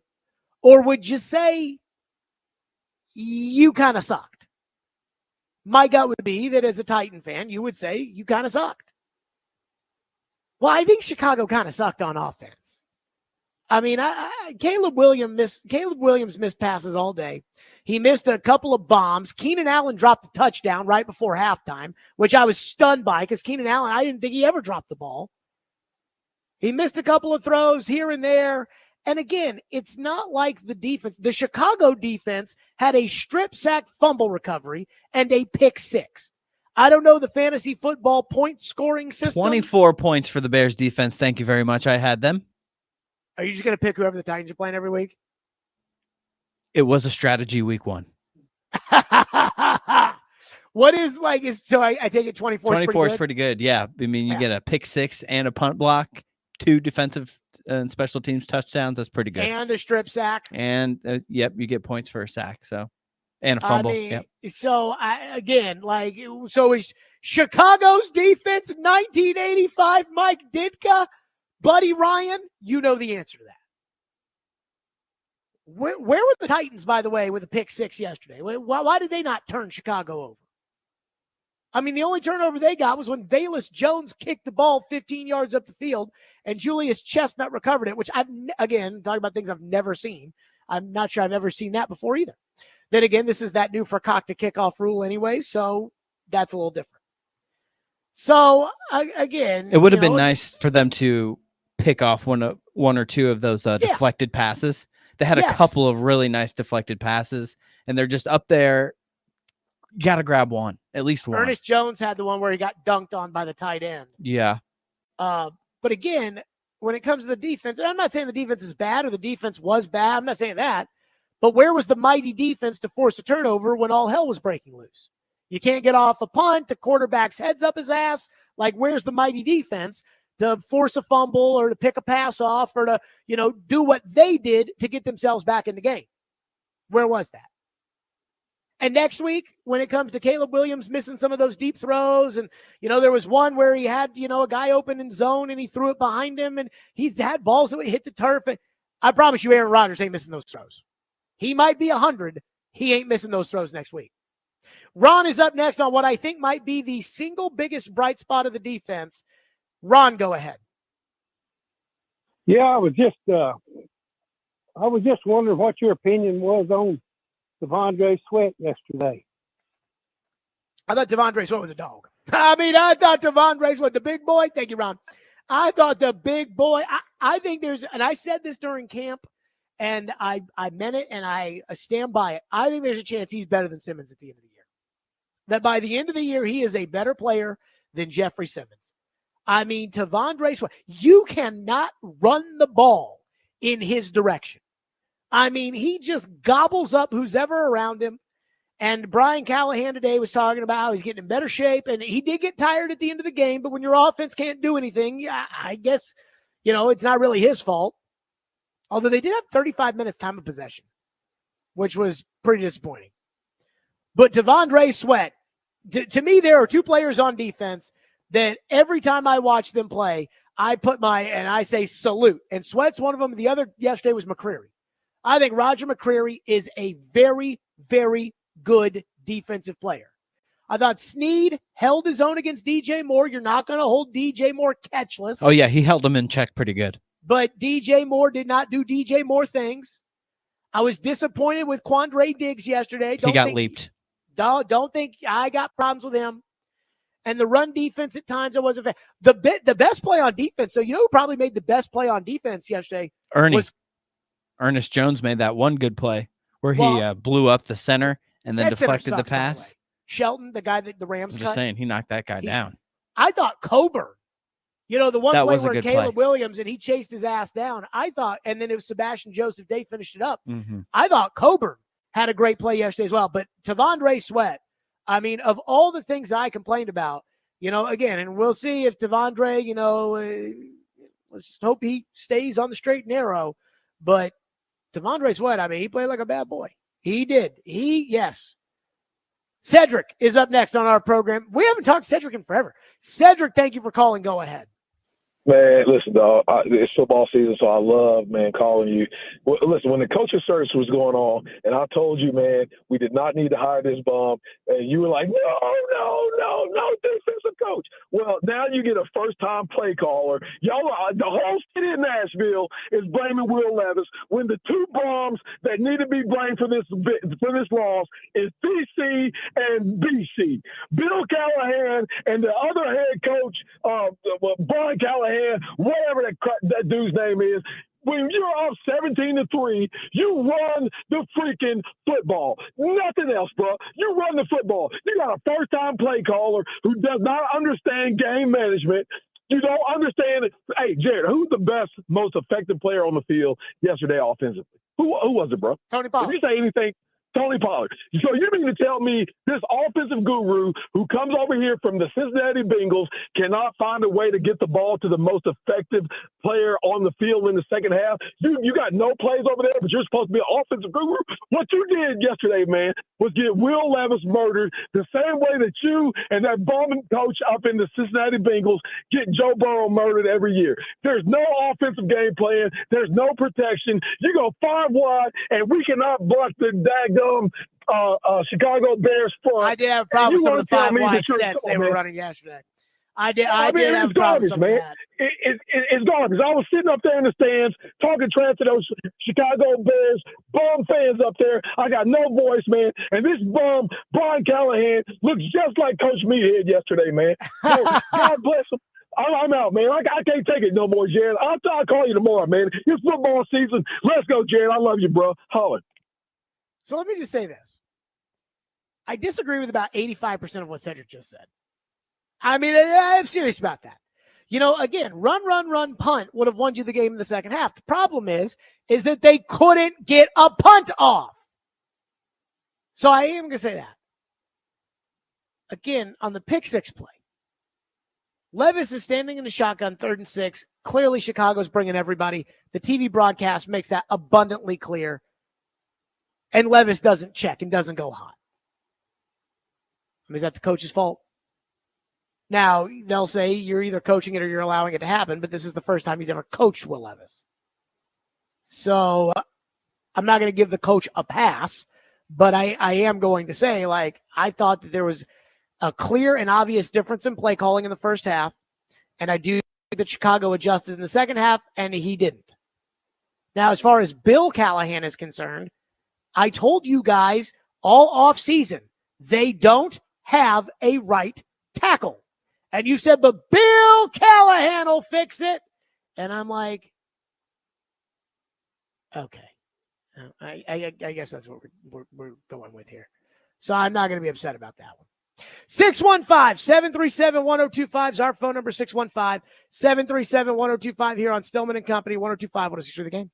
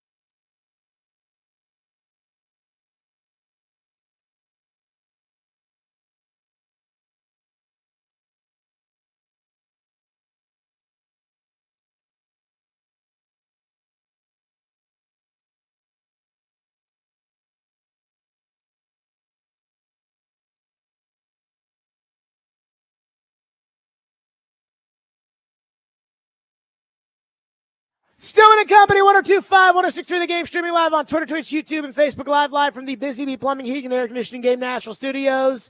It is a reaction Monday. It is a Titans Monday, and reacting to the Titans, which was a disgraceful performance yesterday. It was so disappointing. Just a total discombobulation. And the most disappointing part had to be the fact that at halftime, my cousin, who's a Chicago Bears fan, he's from Chicago, the one that, last week I was saying he was over at our house for brunch and was like, oh, we're going to kill the Titans. He was in disbelief at halftime. And I felt so good. You want to know why I felt so good at halftime? Because the Titans had made so few mistakes. This time of the year is when mistakes lose games and the teams that don't make them win.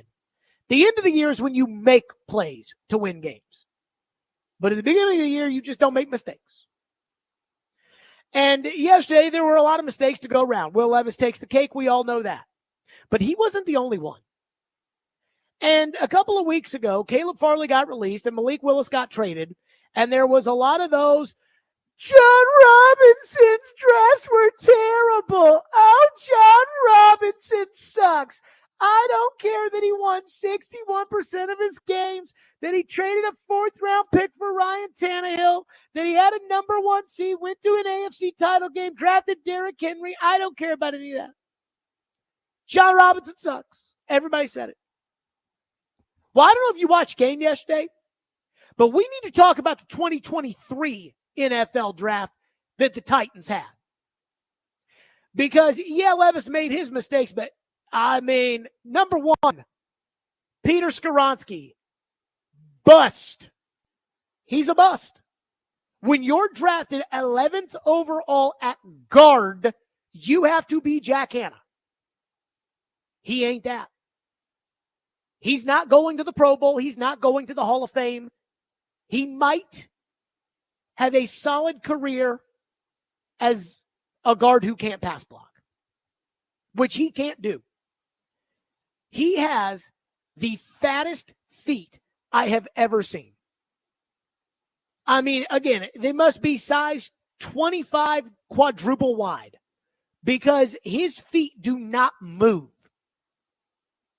Gets turnstiled all the time. I kept saying in practice, everyone's like, Skoronski looks great, Jared.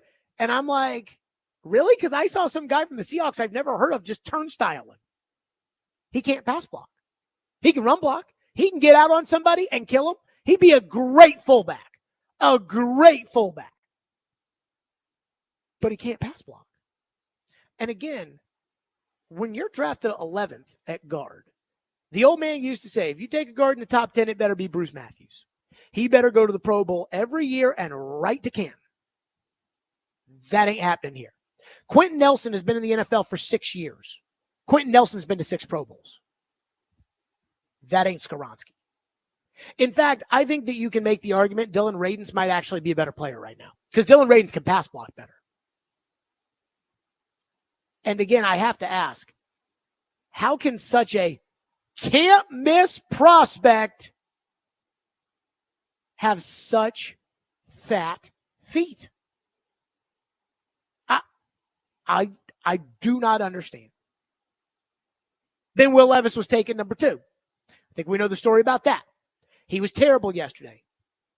And my biggest problem with Levis, everybody's going to make mistakes. Every quarterback makes mistakes. Every quarterback throws interceptions. Every quarterback has bad days.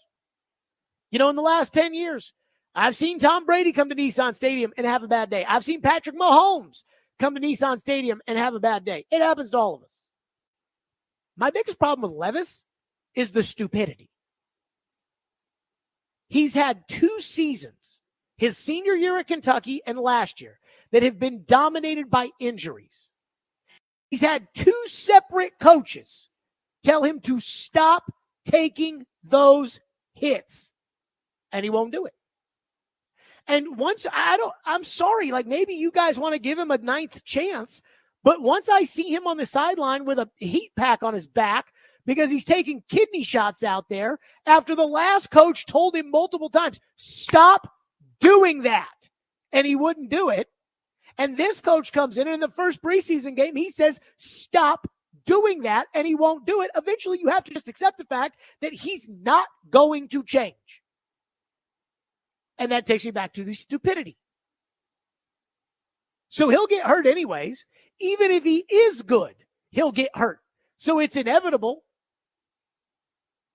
But Will Levis threw 4 yards per pass yesterday. 7 is average. Anthony Richardson threw for 12.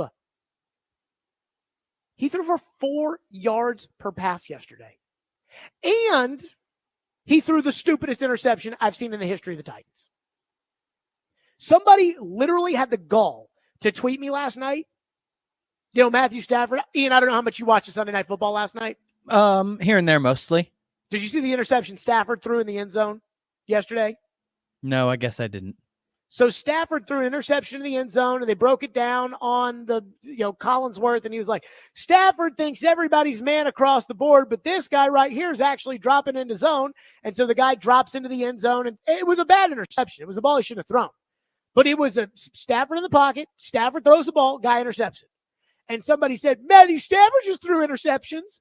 I'm like, that is like a regular pass that got intercepted. This is a not reading the blitz, panicking, and trying to throw a shovel pass 10 yards outside the numbers. Even Butt Fumbler couldn't believe it when it happened on the broadcast. So that was dumb. And then they drafted Tajay Spears in the 3rd round.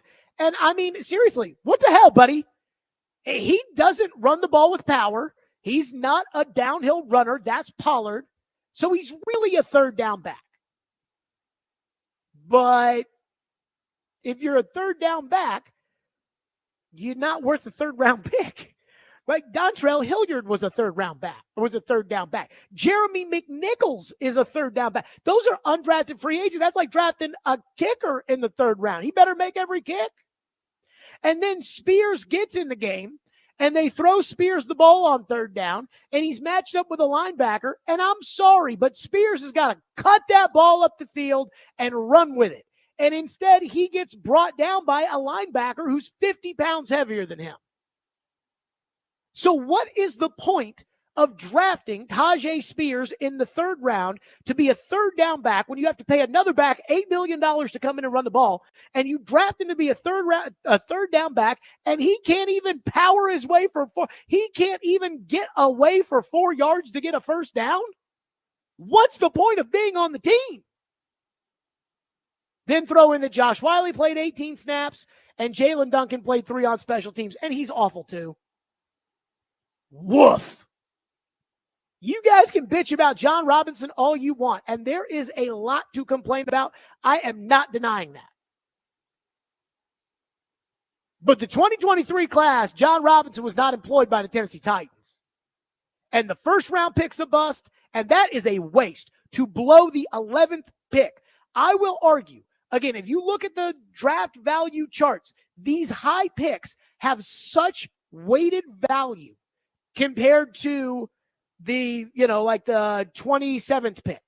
It's like the difference is 500 points per pick in the top 10. And then the last pick is barely even worth 500 points.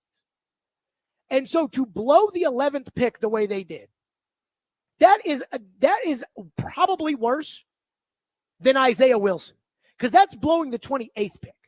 And the 28th pick, again, that's almost really a 2nd round. Like, it's a 1st, it's a 2nd, it's in there. It's there's only about 19, 25 guys with 1st round grades anyways.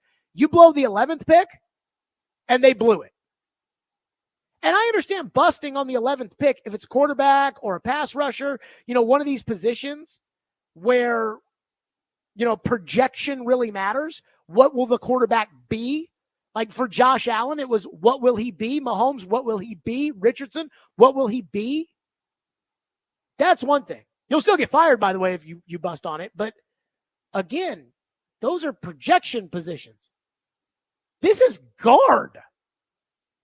And so I'm sure some of you will blame Mike Vrabel for all of that, but it doesn't matter whose fault it is.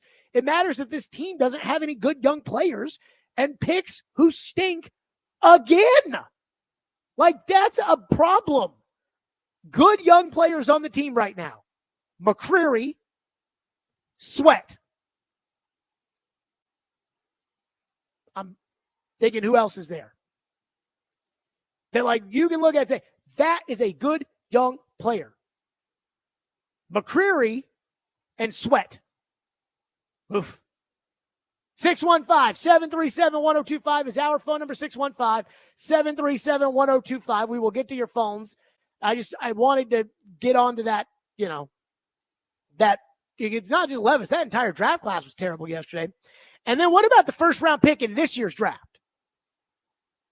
Because we got to talk about that a little bit too. And so we'll do that, and we'll get to your phones here on the program. Let's talk Window Nation. Window Nation is not a wasted pick. In fact, Window Nation, that is a company that I very much trust. If you got those single pane, old style windows, you are losing air, and you are losing air very quickly. Did you know that most of your home's cold AC this summer leaked out through old windows? With the nice weather in September, it's a great time to replace those windows with energy efficient ones that save money on heat. So call Window Nation. People are talking about Window Nation all the time. And Window Nation can save you because for every 2 windows you'll buy, you'll get 2 windows free. And there's no limit on how much you could save. Again, for every 2 windows you'll buy, you'll get 2 windows free. They are great. And you'll have no payment down, 0 interest, no payments for 24 months. 0 down, no interest or payments for 24 months. How great is that? So again, call 866-90-NATION to schedule that in-home estimate right now, 866-90-NATION. This is a company I trust, or go to windownation.com.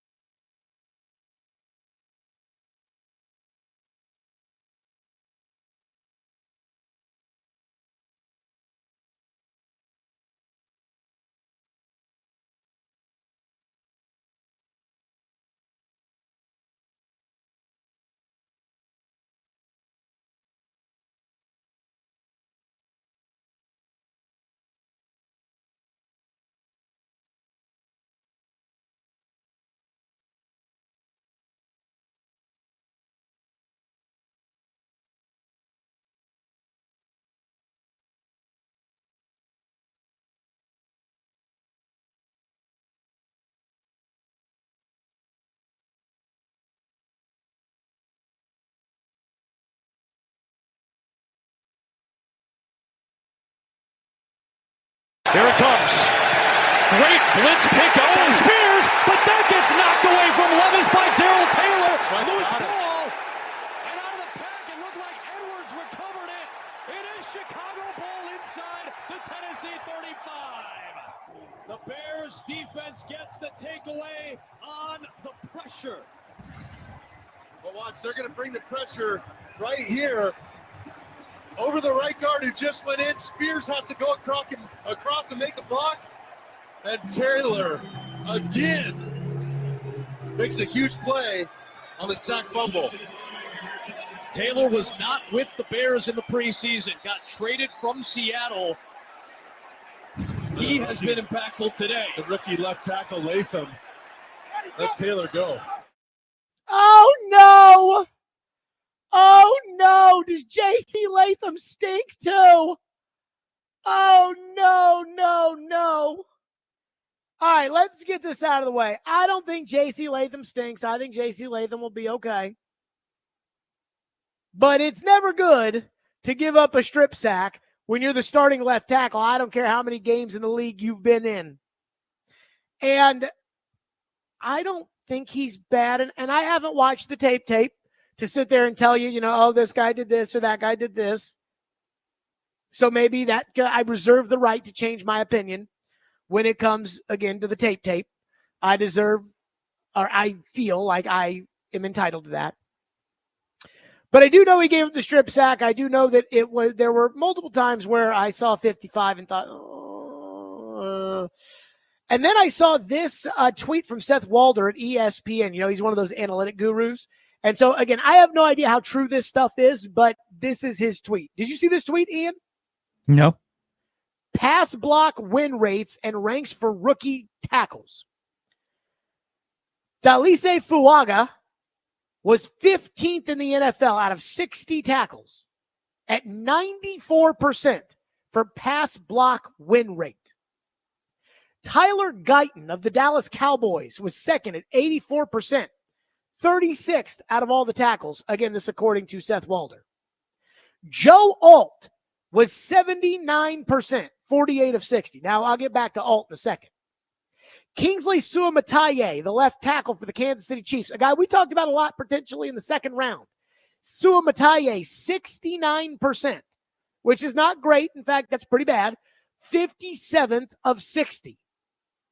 And J.C. Latham, 65%, 59 of 60 of eligible tackles for the rankings in week 1 for pass block win rates. And all I can think in my head, Ian, when I see that with Latham, and he gave up a strip sack, and he was the 59th out of 60 tackles over the weekend, and all I can think is? What's that? No, when they drafted him. Mm-hmm. The reaction that I had. And by the way, I was watching the multi-view on Sunday Ticket yesterday, and I was kind of more keeping up with the interesting games. Like, I have no idea if Tom Brady called a good game or not because I barely watched that. I watched a lot of the Chargers game, and then I watched a lot of what was the other game that was down to the wire? Was it the Seahawks game? I think it was. I watched a lot of that. And during the Raiders-Chargers, Tony Romo kind of did a breakdown of Joe Alt. And at that point, Max Crosby had gone up against Joe Alt for 8 snaps. And there were 0 pressures. And I thought, oh, no. And there were some people on Twitter that were like, so, Jared, you said that it was important that they win the Miami game because it's good for Levis's confidence going into the offseason, but it cost you Joe Alt. And now here you are. Do you regret the decision? And honestly, I kind of do. Honestly, I kind of regret now that I know that that's not going to mean anything for Levis and that it cost you Joe Alt. And that while Latham, I think Latham's going to be okay, but at the same time,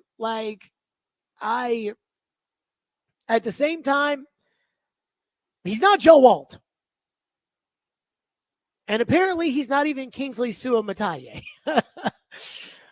It's a little worrisome. I do feel like Bill Callahan will get that figured out. I can chalk up with Latham.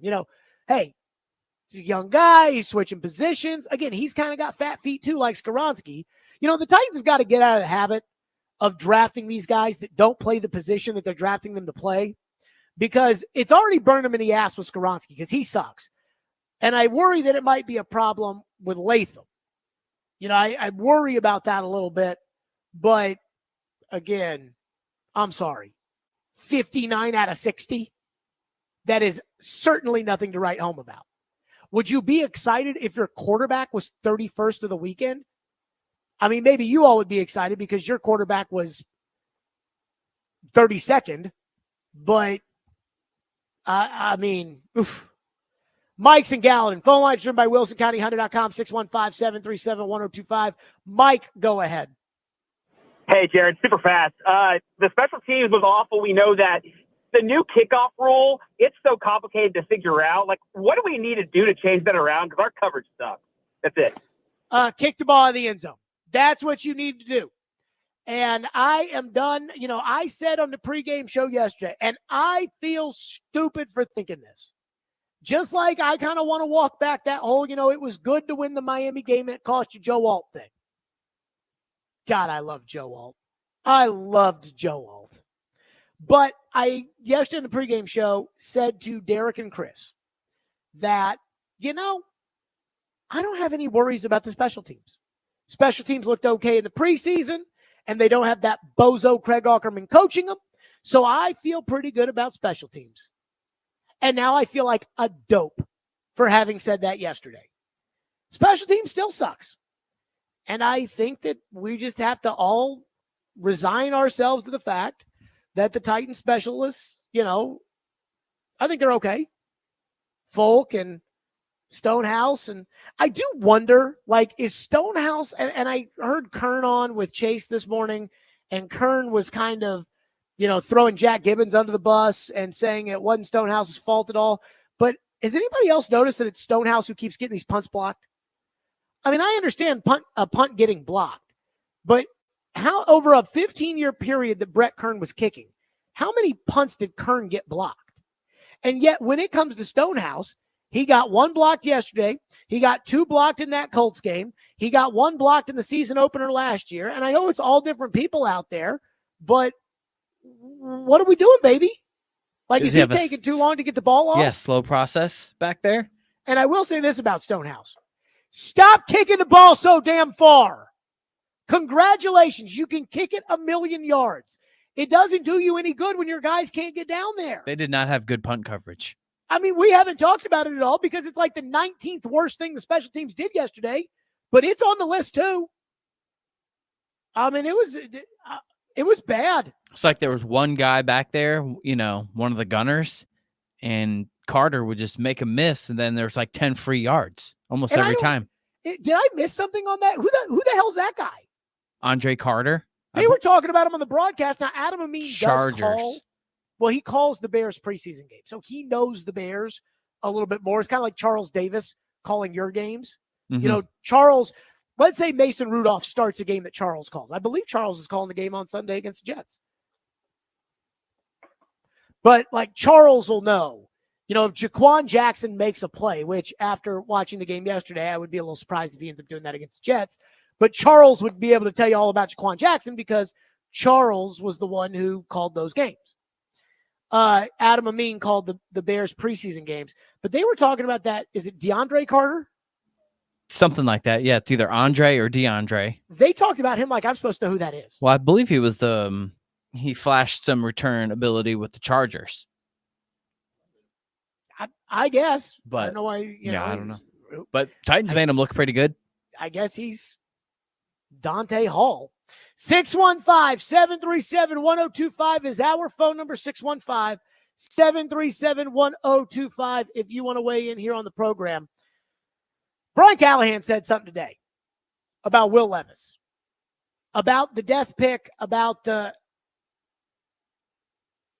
I was not shocked. I mean, I was not shocked that he thought it. I was shocked that he said it. We'll get to that next. Stillman & Company, 1025-1063 The Game. By the way, speaking of that pregame show, be sure to join us. We will be live out at John Bon Jovi's downtown. Very excited, by the way, Ian, about taking our first trip out there. That will be where we are for a lot of the home games this year. Sure. Should be fun. We'll be live out at John Bon Jovi's this Sunday, 9:30 to 11:30 for the award-winning pregame show. Me, Chris, and Derek, again, ahead of the Titans and the Jets for the Week 2 matchup. The pregame show is presented by Parman Tractor and Equipment, Sundeck Nashville, and award-winning Blue Note Juke Joint and Blue Note Crossroads Bourbon.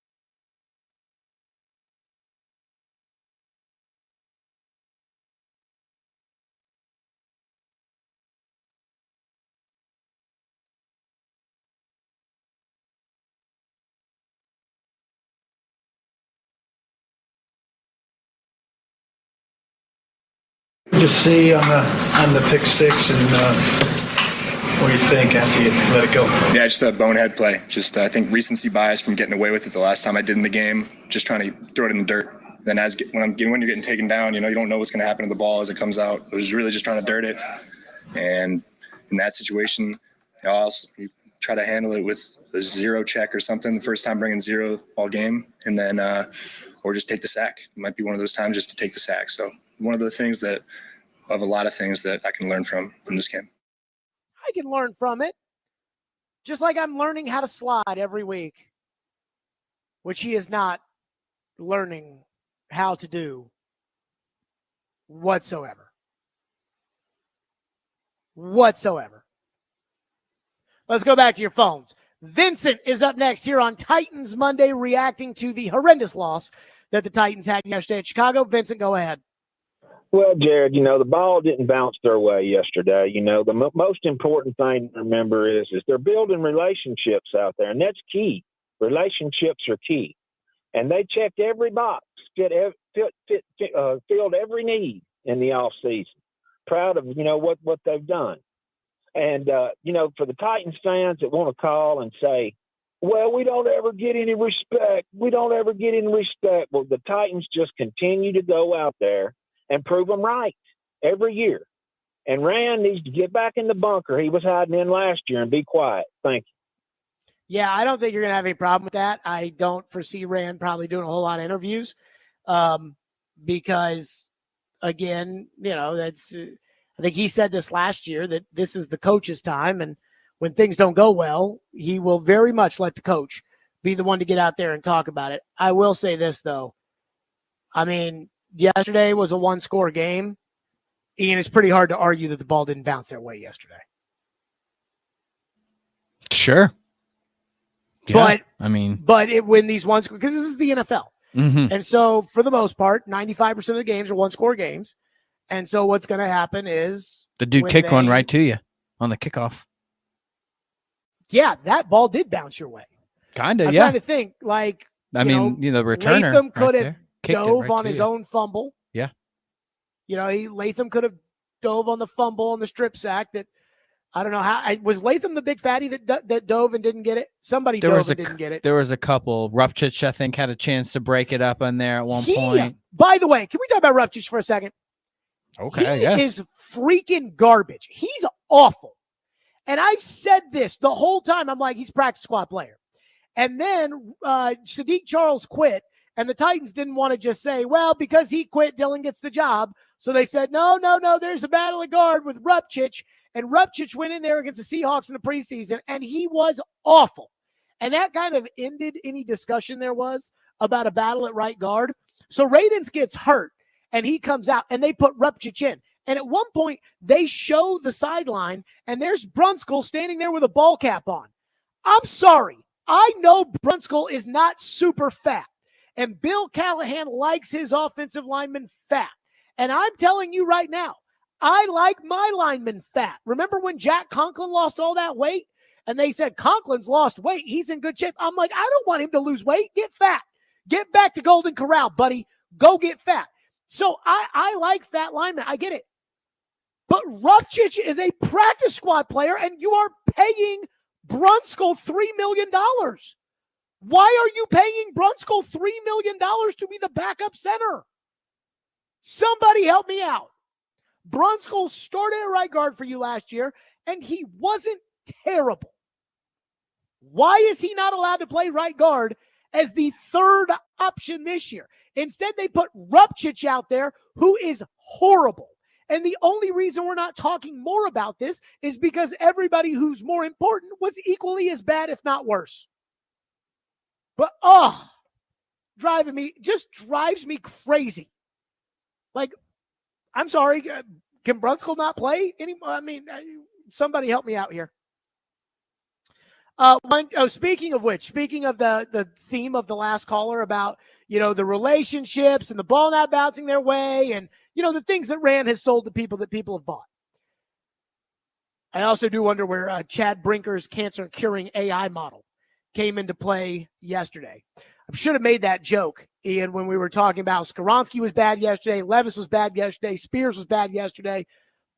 Where's our cancer curing AI model? But again, got to get to work. Going back to all of that, somebody texted earlier today, and I did think it was funny, which is, so did the fact that everybody's looser and the guys can be themselves and, that the coaching staff isn't as hard on them, did it help them win the game yesterday? Did it help at all?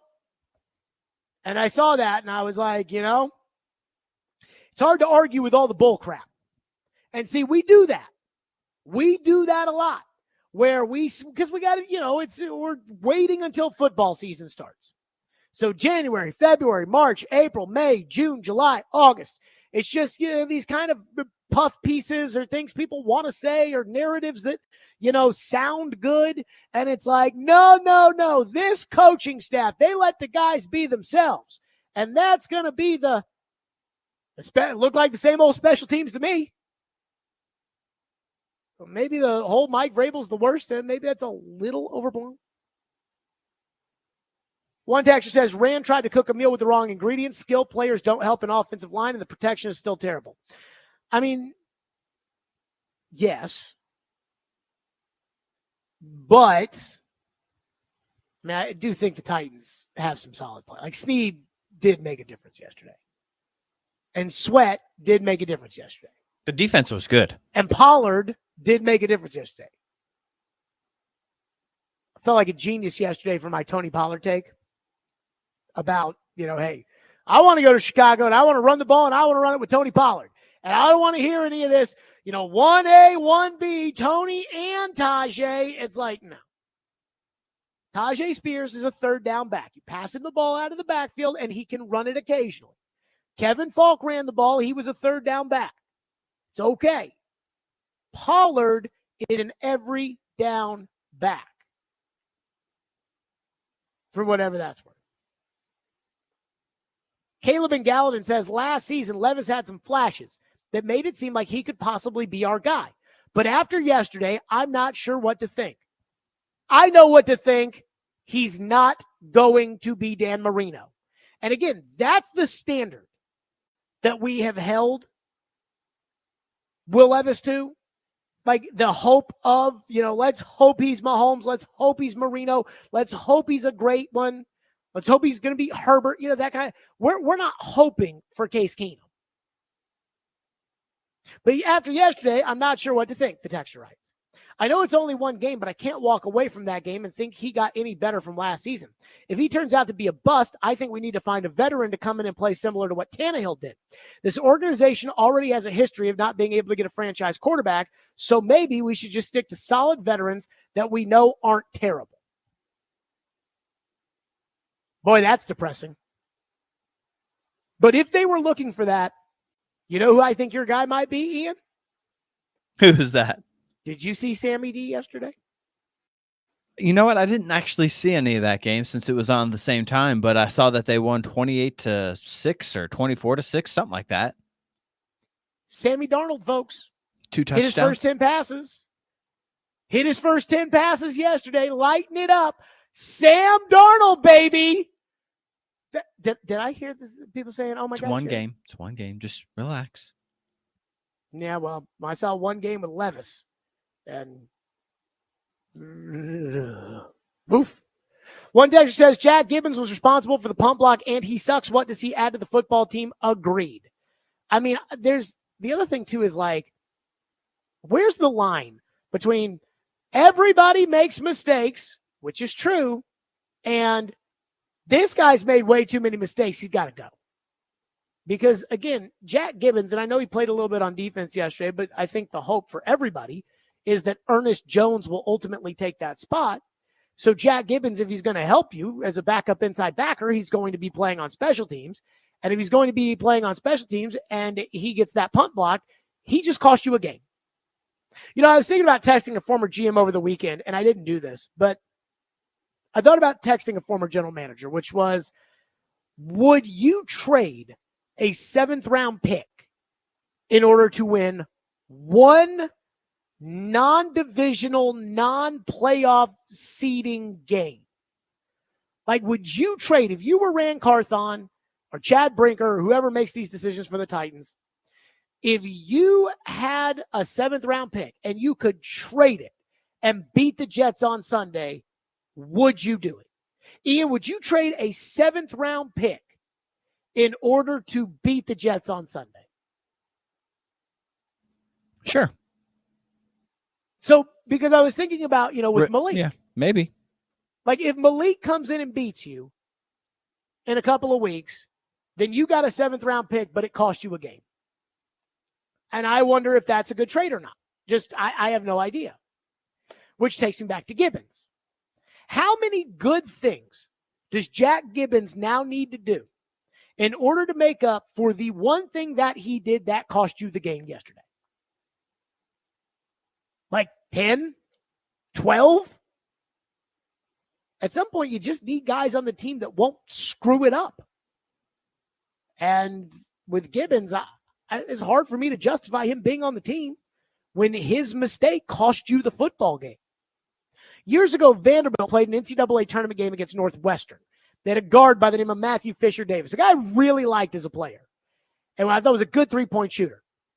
I don't know if you guys remember this, but Vanderbilt lost the game because Matthew Fisher Davis thought they were down 1 instead of up 1.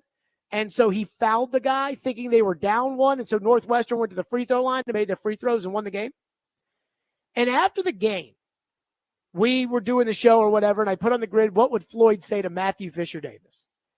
And Floyd said to me, he goes, what do you want us to talk about in that segment? I said, well, if you were coaching him and you were in the locker room and he just blew the game and you were sitting there, put your arm around him and say, son, what would you say? He goes, I'd look at him and I say, you cost us the freaking game. And it's hard not to feel that way about Jack Gibbons. It's really hard not to feel that way. 615-737-1025 is the phone number, 615-737-1025 here on the program. So I sent out a tweet yesterday that I don't think people interpreted the way that I don't think they really comprehended what I was saying. We'll get to that coming up next. 615-737-1025. It's Stillman & Company, 102.5-106.3 The Game.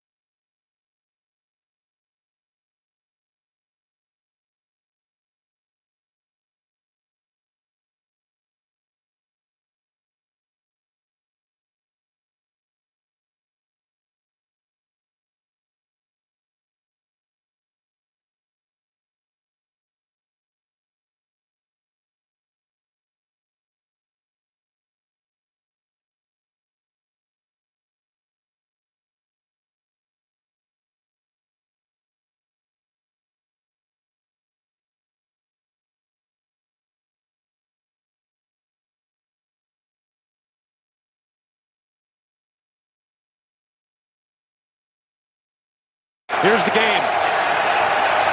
They need to get to midfield.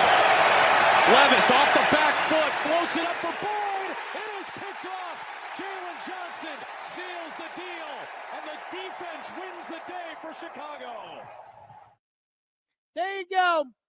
That one was a toughie at the end of the game, but that actually didn't piss me off as bad as the play before it. A little third down, 3rd and 6, you're running out. Let's throw a 1-yard pass at the line of scrimmage to Chickaconquo. So yesterday I sent out a tweet during the game. The tweet said the Titans would win this game if Ryan Tannehill was the quarterback. If that, Ian, I'll put it to you. Would the Titans have won yesterday if Ryan Tannehill was the quarterback? I don't know. Does it matter? Does it matter if they would have won the game? Well, I mean, Tannehill's not going to be the quarterback. Well, here's why I say it matters. Okay. Because, again, average quarterback play wins you the game yesterday. Average, grown-up quarterback play. And Ryan Tannehill did a lot of stupid things over the years and did a lot of bad things over the years as the quarterback of the Titans. Now, he did a lot of good things, too. I'm not discrediting that. But the problem with Tannehill is that at the end of the day, he was average. That was ultimately the problem, was the lust for somebody better, but the knowledge that Tannehill was league average. Ceiling versus floor. Bingo.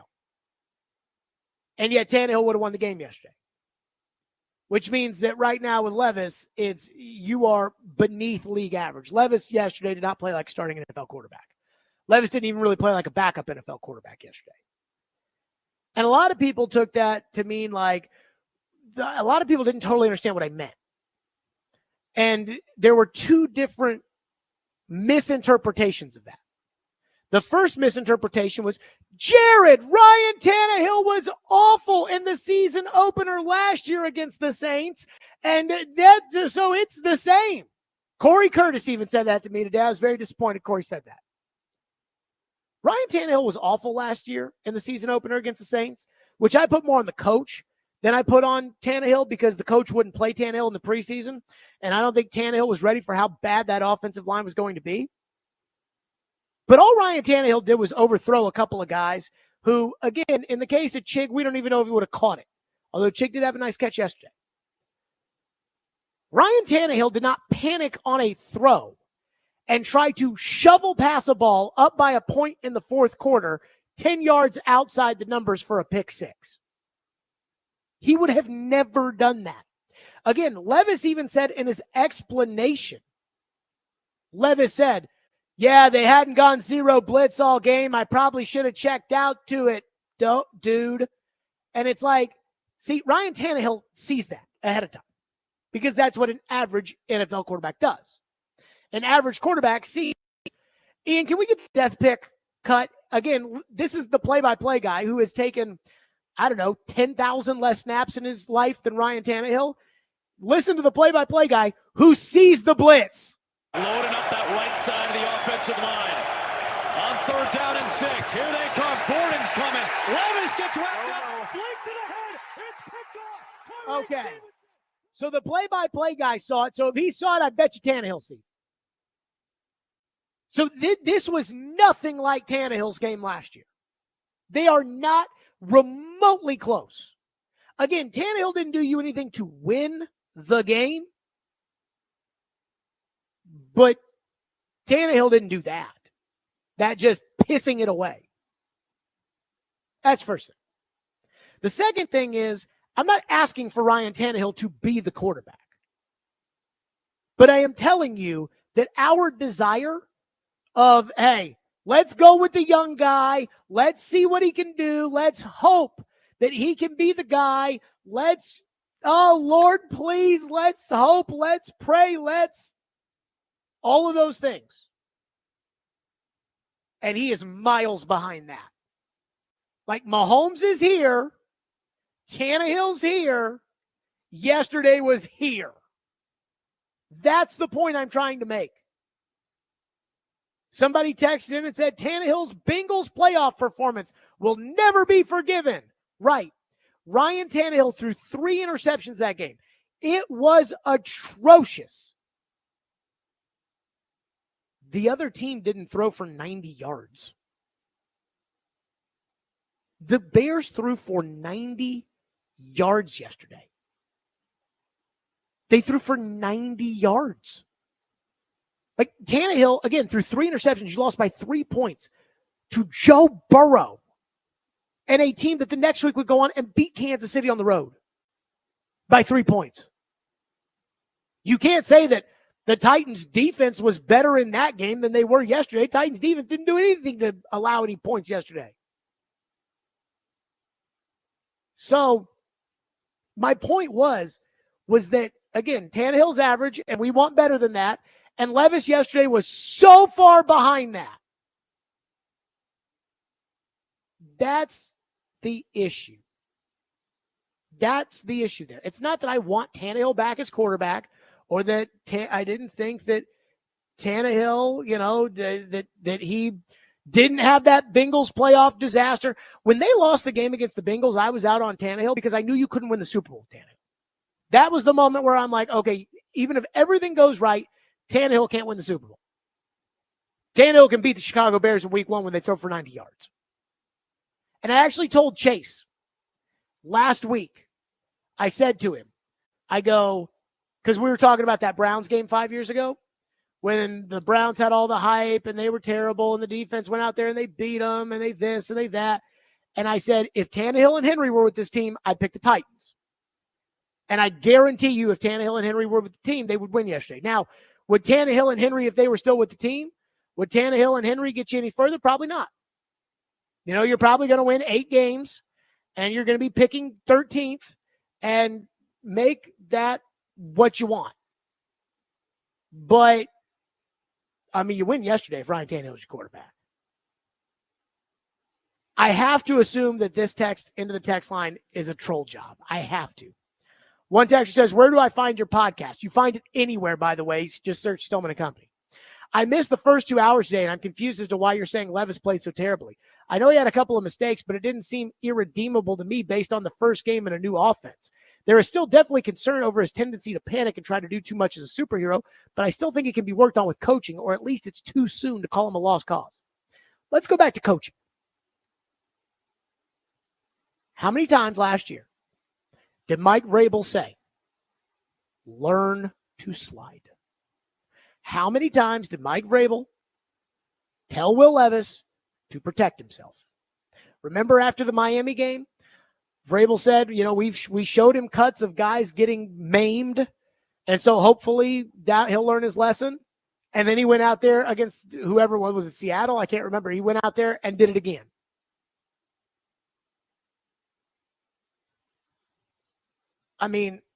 Seriously. And then Brian Callahan takes over. First preseason game does the same thing. Brian Callahan says, stop doing it. What's he do yesterday? The exact same thing. So if you guys think coaching is going to get through to Will Levis, I'll tell you, we can start talking about him taking to coaching when he learns how to slide. 615-737-1025. I'm out on Levis after yesterday. Again, maybe he can become Case Keenum, but the chance him becoming Dan Marino is never going to happen after what I saw yesterday. Maybe just based on pure football stupidity amongst anything else. But my opinion doesn't really count. In fact, there's one person whose opinion counts. And I wonder how they feel after yesterday. We'll get to that next. Stillman & Company. Titans Monday, 102.5, 106.3 The Game.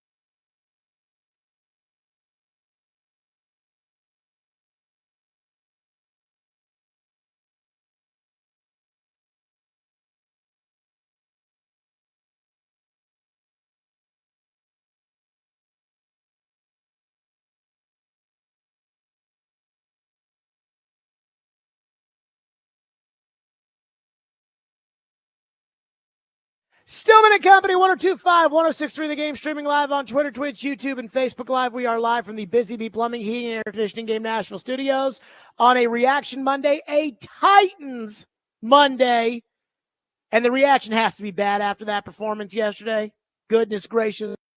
A first half where they didn't do anything really remarkable outside of Chig's touchdown catch, which preceded a tweet from me about 30 seconds before that saying, get Chig and Burks off the field.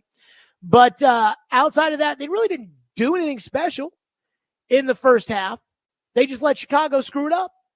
And then they could have gone run, punt the whole rest of the game and would have won, except for the fact that they couldn't punt. And then the quarterback. 2 interceptions, including one of the worst picks I've ever seen in my life. And again, I'm sure many people won't believe this because people believe whatever they want. But I was sitting next to my dad the play before the death pick. And I saw at the bottom of the screen on Fox, Will Levis, 100 yards. And again, this season is not about Will Levis becoming an average NFL player. This season is about whether or not Will Levis can be the guy that we want him to be, that we envy that other teams have. Right now, the Texans think they have that with C.J. Stroud. That's what this year was about.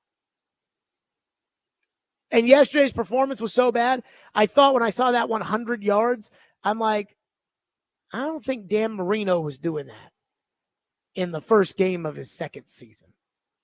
I'm just going to tell you. So I'm out on Levis after yesterday's game. Again, I don't think he's as bad as his worst game, but I don't think he has any shot at being as good as Mahomes. It wasn't just the death pick. It was everything. It was the not sliding. It was the missed deep shots. And again, compare that with Anthony Richardson in Indianapolis, who threw the ball with a guy in his face and completed it 75 yards down the field. Richardson's also 22. Levis is 25. And Richardson played 4 games last year. Levis played 10. So there is a difference. And then it was the total lack of awareness in the fourth quarter, including the death pick, the ugly shovel pass, and the inability, which was also a problem in training camp, to operate in 2 minutes, which is when really the coaching's kind of out of it and games are decided in the NFL. The quarterback takes over. 2-minute drill, terrible. But it's not really about what I think. Watching the game and seeing the stat line and turning to my dad and saying, I think this guy might be a backup. It's about what Amy Adams Strunk thinks. She's the only person whose opinion matters. Not Chad's, not Rand's, not Brian Callahan's, if I have the order of command correctly. It doesn't matter what those guys think. When it comes to quarterback, the owner decides what the team does. And Amy made that incredibly clear last year when she sat down with Mike Keith after she fired Mike Vrabel. And Mike Keith asked her, what fans should be excited about. And she said the young quarterback. That was her putting her stamp on Will Levis. She hired this coach specifically to work with Will Levis. And it has been reported by Charles Robinson at Yahoo Sports on Robbie and Joe. He said that when he heard right after the draft in 2023 was that it was an ownership-driven pick to go with Will Levis. She was all in. But what has Amy proven over the last 2 years? While she can be all in, it does not take a lot for her to be all out. She did it to John Robinson. She did it to Mike Vrabel. And quite frankly, I'm pretty sure she did that to Rand Carthon when they promoted his lieutenant ahead of him. So I do wonder watching that game yesterday, because a lot of Titan fans, including me, now I was probably a little bit more cautious with the optimism, but a lot of Titan fans, including me, were hopeful and optimistic that Levis could take his talent with his arm and his size and the ability that we saw in spurts last year, and that he could turn that into quarterback gold. Again, being a franchise quarterback in the NFL is one of the best currencies in the country. How many jobs in this country pay on average $50 million a year? So that was what our hope was. So is Amy like me and you that watched the game yesterday and said, oh, dear God? Or is Will Levis Amy's version of Vince Young? Remember Bud Adams? VY is my guy. Or did Amy sit up in the box yesterday with the same level of disgust and downright disappointment that I had yesterday, thinking, well, we have our answer as to whether or not this guy's going to be Elway or Marino or Kelly or Montana or Brady or Manning or Favre or Rodgers or Roethlisberger or Mahomes or Jackson or Allen or Stroud. We have our answer. In Chicago, it's easy to say that was his first game. Caleb's learning an NFL offense, and, he's a little too jazzed up, and the crowd's there. Titans have good defense. Caleb's a rookie. Will Levis isn't.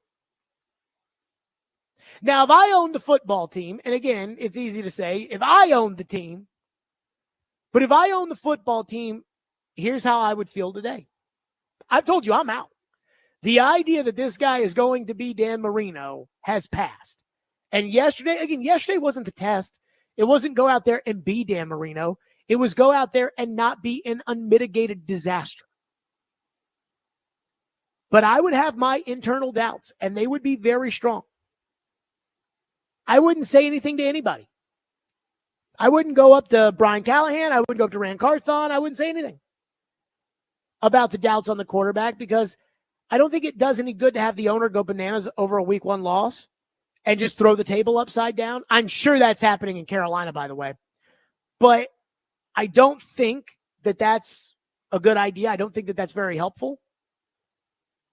But what I would do is acknowledge within myself that at some point, I'm going to go to my coach and general manager and say, guys, if you want to search the trade market around the trade deadline this year and do something similar as to what San Francisco did a couple of years ago, when San Francisco, midway through the year with Brian Hoyer as their quarterback, pulled the plug and acquired Jimmy Garoppolo because of the internal strife between Tom Brady and Bill Belichick, go do it. I don't think that'll happen, but if there is a situation somewhere where there's a quarterback that could potentially be a starting quarterback for this team, and he's out there and we can make a trade or we can do something, I'm not going to stand in your way. We can get that Jimmy G deal. Let's pivot. That's what I would do. Not saying that's what she should do. Not saying that's what she's going to do. I have no idea. But I do wonder, again, given her track record, she's all in. And then very quickly, she's all out. It's kind of like the Jets. Unfortunately, now they have Aaron Rodgers, so this might be a problem. But they were all in on Zach Wilson, and then they were all out. I do wonder if Amy privately knows in her heart, well, we took a shot, but he ain't going to be Dan Marino. And then the search for Dan Marino continues. Again, I wouldn't be shocked by anything, and I have no idea. It's not like I talked to Amy about her personnel decisions. I know Amy a little bit, and I have a lot of respect for Amy, the person. But I do know that Amy can change course very quickly. And a lot of the concerns in training camp, a lot of the concerns when he came out, when teams didn't draft him, including you, who draft a fat-footed guard instead, those are starting to rear their ugly heads. That is a concern. So, I don't know what she's thinking. I know her history, and I do wonder if after yesterday, if she's like, well, let's start thinking about moving on, because that was a disqualifying performance yesterday. 615-737-1025 is our phone number if we want to weigh in. 615-737-1025. Ian, you want to see Amy go crazy? Sure. Lose next week. Lose to the Packers with Malik at quarterback. That won't be fun. And then somebody's getting fired. Don't know who it is, but somebody's getting fired. You know, I told Caroline right after the Eagles loss. Remember, John Robinson got fired on Tuesday. And so on the Monday show after AJ spanked the goalpost when the Eagles beat the Titans, I said, you know, in organizations that aren't as stable as this one, which I thought the Titans were a lot more stable at that point in time. I said, you know, in other organizations that are not as stable as this one, that somebody's getting fired after that Eagles loss. Now, I think it'd be like the secondary coach or the D coordinator or something like that.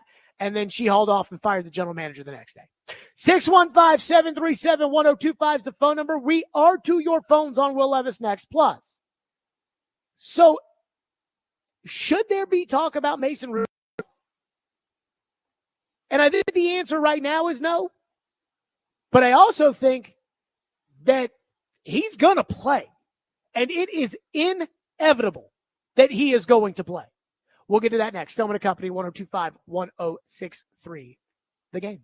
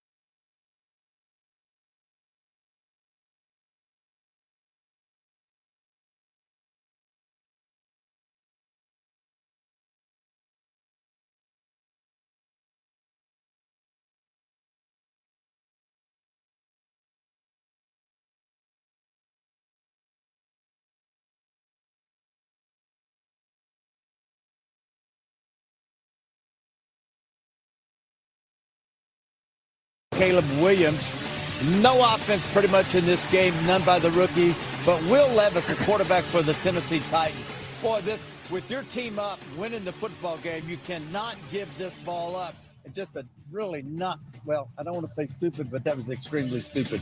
43-yard interception returned by Steve. I know I said it because it should be said. 24-7. You don't do that. You just don't do that when you're winning on the road a tough game like that. Terry Bradshaw giving the business to Will Levis yesterday. By the way, my favorite part about that was right after the game on Fox. They sent it back out to Chicago. Ian, I don't know if you saw this. They sent it back out to Chicago, and the sideline reporter was interviewing Caleb Williams. No, I missed that. I'm watching. I'm like, Caleb Williams didn't do anything. Well, talking to Caleb Williams. It was all about Caleb in his first start. Come on now. I know. But as Terry Bradshaw pointed out, Caleb, he didn't do much, but Will Levis, you cannot do that. Now, I do believe if you are, Ian says this is not the case, but I disagree with him. If you are a Mason Rudolph truther, like Joe Rexrode is, said he was the third best backup quarterback, then the fourth best backup quarterback, now the 10th best backup quarterback. But if you think Mason Rudolph isn't a bum, I think he's a bum. If you think he's not a bum, then you should be calling for him to play. I'm pretty sure even Joe said today that's not something that should happen. Oh, so he's really not that much of a Rudolph truther. But here's the deal. Rudolph's going to play no matter what. Because Levis is never going to learn how to slide. And so if he's taking the kidney shots he was taking the other day against Chicago yesterday, and he's got a heat pack on the bench in week 1, what do you think is going to happen by week 5? And I don't know how many times we have to watch Levis not slide and how many times we have to watch Levis get just drilled, and then he gets up like a total meathead, and it's like, first down! And it's like, okay. I don't know how many times we have to see that to realize he's not going to change. He's going to have to be old and when he can't run anymore. How many times do you have to get cheated on before you realize, my husband's probably never going to be honest? Just saying. Phone line driven by WilsonCountyHunter.com, 615-737-1025. One text says, how bad does it look on Amy if she's really out on Levis after bragging about him in that interview to Mike Keith? I mean, looking bad has never stopped Amy before, so it's not going to stop her here. She looked bad when she fired John Robinson. She looked bad across the country. Remember all the boo-hooing about Vrabel? She looked bad on that, did not stop her. So if she's out on Levis, she going to flip on Levis. That has never stopped her before. Let's go to Big Buck, who's up next on the program. Go ahead. Yo, what up, Jared?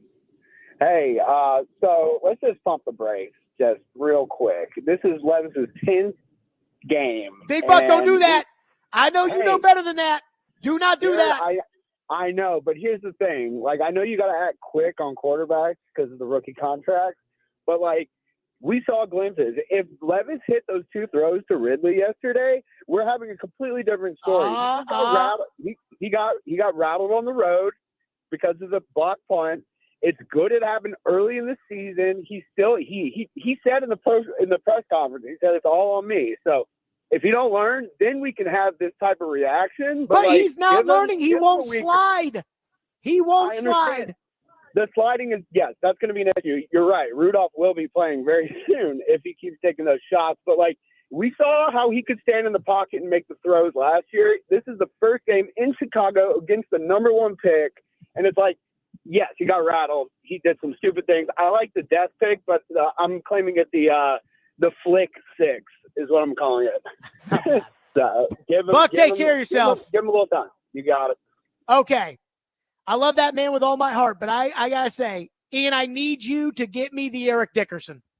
Because everything that he just said, the Eric Dickerson, I'm not a huge Dave Ramsey fan, because I actually do think that if you know how to use debt, that debt can actually help you. So I don't agree. I understand Dave's principles, and I think that they go well for people that, need to hear that philosophy, but I don't think that Dave gives the best financial advice other than don't spend what you don't have. But a friend of mine, her grandfather just swore by Dave Ramsey. So if you start talking about money or something like that, then all of a sudden he'd say, go get the Dave Ramsey book. Go get it. And that's how I feel about the Eric Dickerson cut.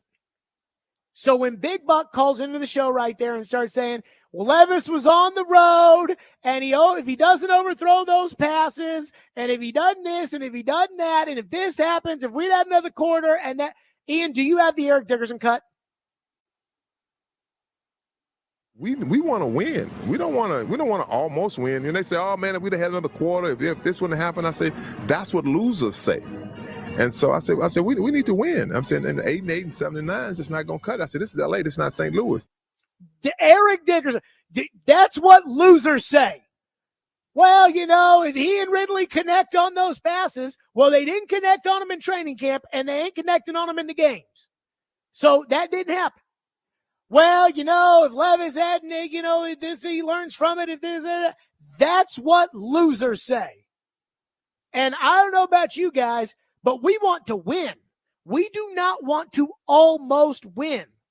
And that's the whole point, right? Like, again, when I say I'm out on Levis, that doesn't mean that I don't think Levis can play in the NFL. I think Levis can play in the NFL. Now, how well can he play? That's a different discussion. Can he be Case Keenum? Can he be that kind of quarterback?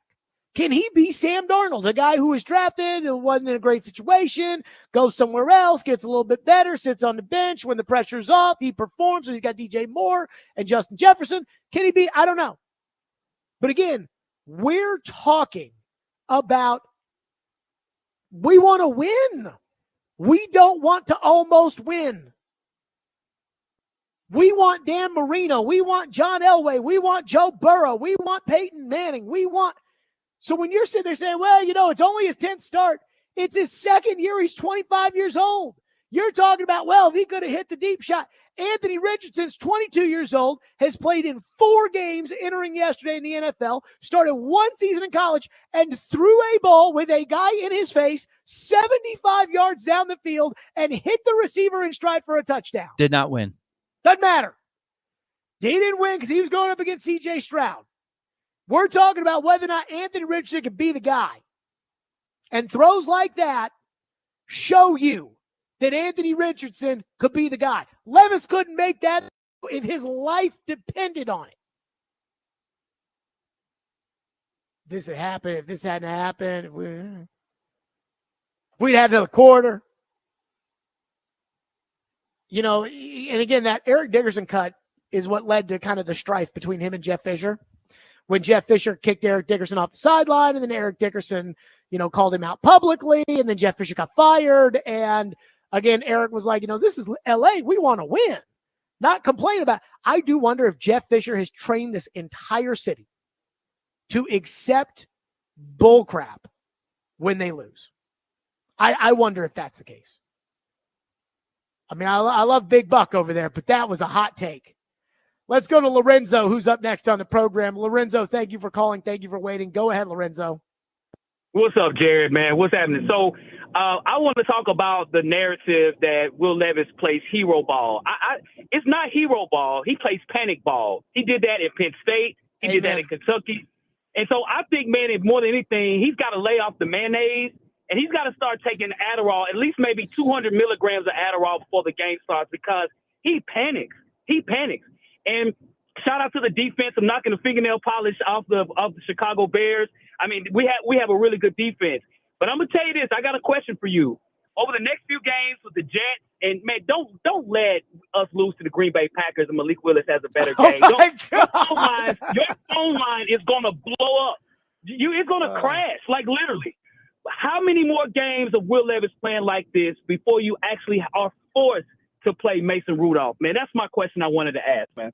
Well, you're going to be – thank you for the call, Lorenzo. You're going to play Mason Rudolph no matter what, because Will Levis is going to get hit in the kidney and end up with a lacerated spleen in the hospital, and somebody's got to play quarterback. Even Caleb Williams slid once or twice. Yeah. Again, Will Levis, I mean, I actually think that Lorenzo, very rarely, no disrespect to the callers on this program, we love you, but I think that, Lorenzo has given this program something that we needed. Panic ball. I think that is Will Levis isn't playing hero ball, and he ain't playing YOLO ball. Jalen Hurts Friday night when he was throwing interceptions in the red zone up by 5 in the fourth quarter. That's hero ball. That's Jalen Hurts being like, I can do this and get away with it. Will Levis plays panic ball. And once he starts to panic, his brain stops working. And that's a problem. You know what they said? When the going gets tough, Will Levis's brain clicks off. And that is not good. Panic ball. I like that. I think that's a fair point. Withrow texted me and said, Case Keenum is a smart player and Will Levis is a dumb player. I mean, I can't argue with that. I'm just saying, like, could he be a backup? I mean, I guess he could be a backup. It'd be like the opposite Bizarro Case Keenum that has all the physical tools, but none of the mental processing. I will say this about benching Levis for Rudolph. Like, again, I believe if you're Joe Rexrode and you were, well, Rudolph's so good, you should be arguing for that now. He's not. But I think that he should be. What I will say, when it comes again to the Levis and Rudolph thing, I mean, if Rudolph starts at quarterback, this team's going to win 6 or 7 games. And if this team wins 6 or 7 games, you're going to be picking 9th, which means no quarterback, which means you're going to have to sign Sam Darnold, or you're going to have to, if Levis starts and Levis doesn't get better, which again, I keep going back to the sliding as an example of somebody who is not able to take coaching. If Levis is as bad as he was yesterday, you're picking 2nd. You might be picking 1st. And if that's the case, why would you switch up the quarterback? Why would you go with Rudolph? That may be where you end up missing Malik the most, because you could put Malik in there and lose all those games and get that pick. And now, and I'm not a tanking fan, but after yesterday, it's like, well, what are your options? The last thing I'd do is put Rudolph in. Rudolph's going to beat Malik Willis if you put Rudolph in there. Rudolph would have won yesterday. 615-737-1025 is our phone number, 615-737-1025 here on the program. Stillman and Company on a Titans Monday. 1025, 1063 The Game.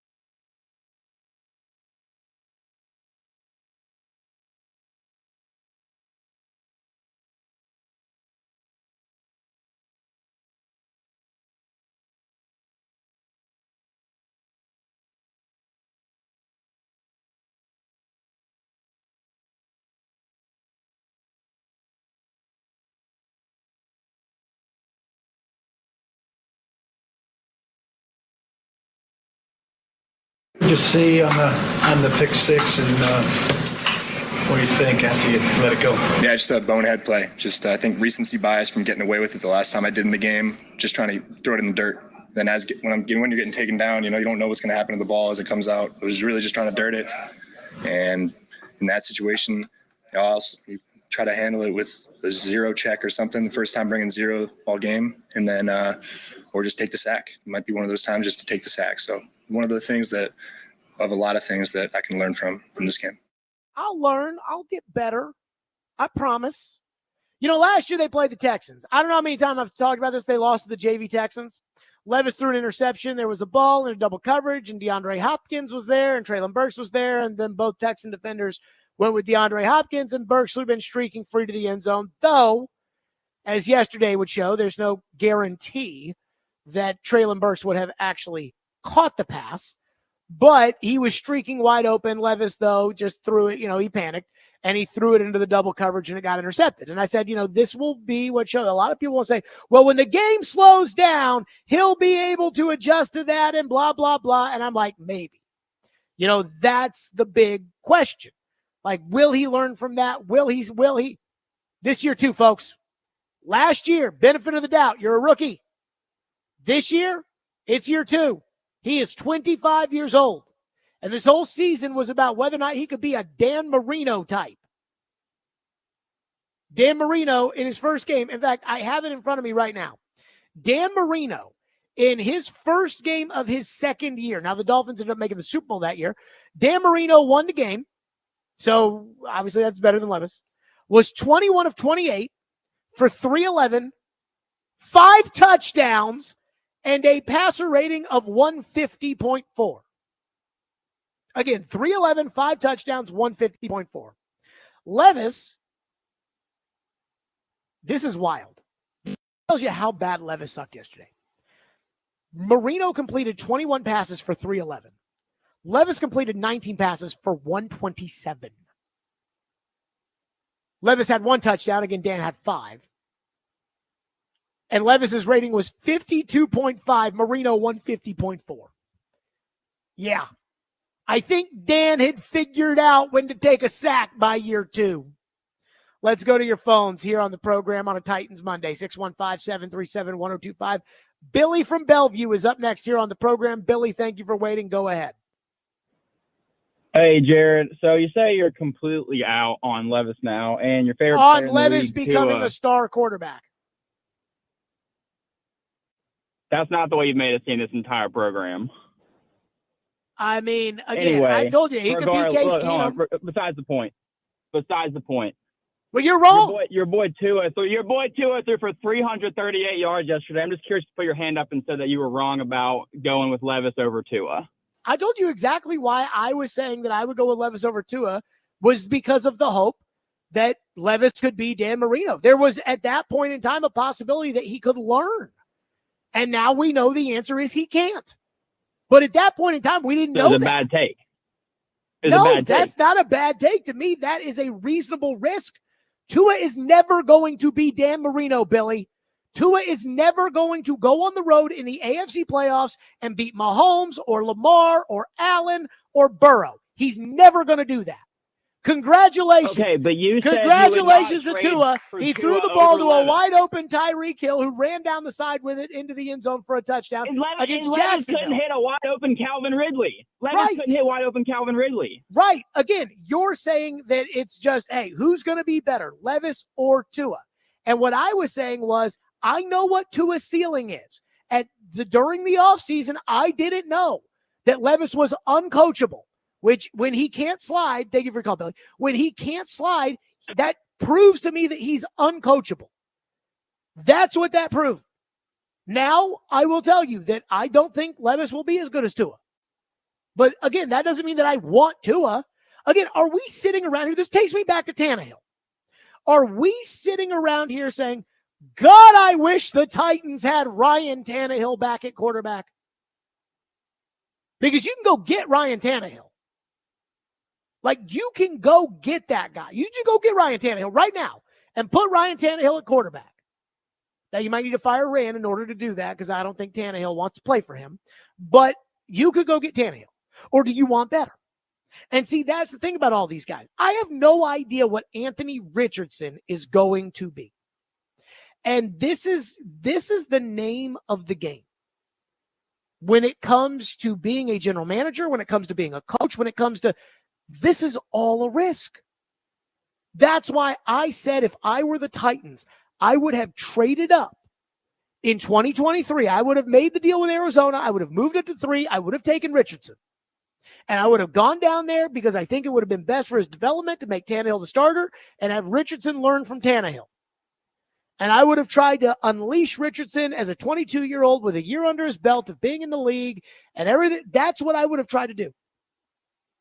Did you see the throw that Anthony Richardson made yesterday? Anthony Richardson had 2 touchdowns yesterday, including one with a guy in his face where he threw it down the field 70 yards and hit the receiver in stride for a touchdown. You can't coach that. That is God-given ability. So now the question is, can you coach the other stuff with Anthony Richardson? He had 3 total touchdowns yesterday. And if you can coach those things with Anthony Richardson, who again is 22 years old and is still getting better and is still, then you're going to have a superstar quarterback. I think it was one scout said Brett Favre's arm with Michael Vick's legs. That's what I'm talking about. But I have no idea if he'll ever be that. I know what Tua is. And with Levis, again, I don't know what Levis is, but I know what Levis is not going to be. He's not going to be Marino. He's not going to be Favre. He's not going to be Elway. He's not going to be Brady. He's not going to be any of those guys. We know it. Let's go to Dylan in Antioch, who's up next here on the program. Dylan, thank you for calling and thank you for waiting. Go ahead. Hey, Jared. Yeah, I'm kind of shocked by your take today, actually. I even texted Chase and Big Joe, and I said Jared will not freak out because, they're like, Jared's going to freak out.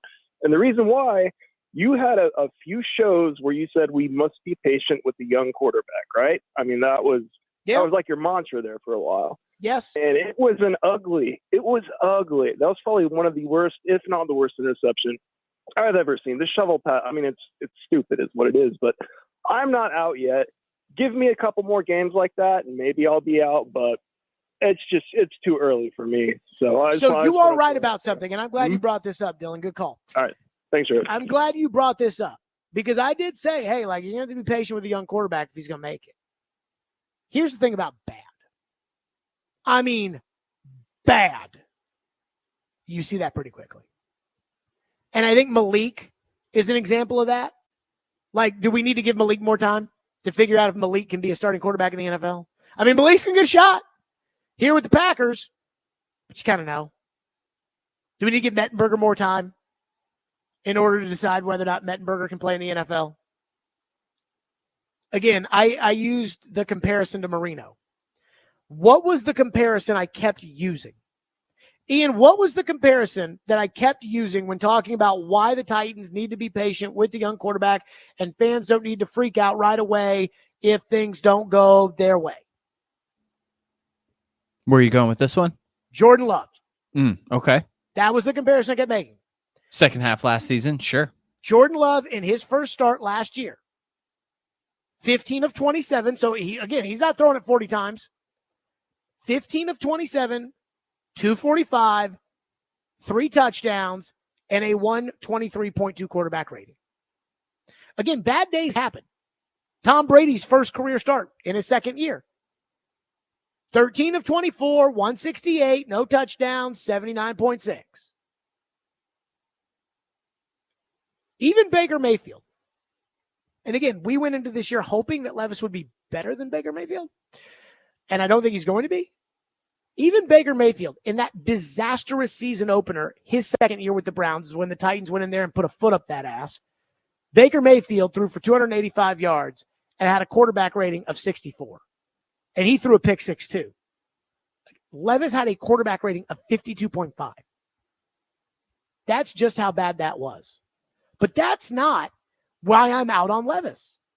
Why I am out, again, and this is of the belief that he could be a star, that he could be Marino, Manning, Brady, Favre, Breeze, Mahomes.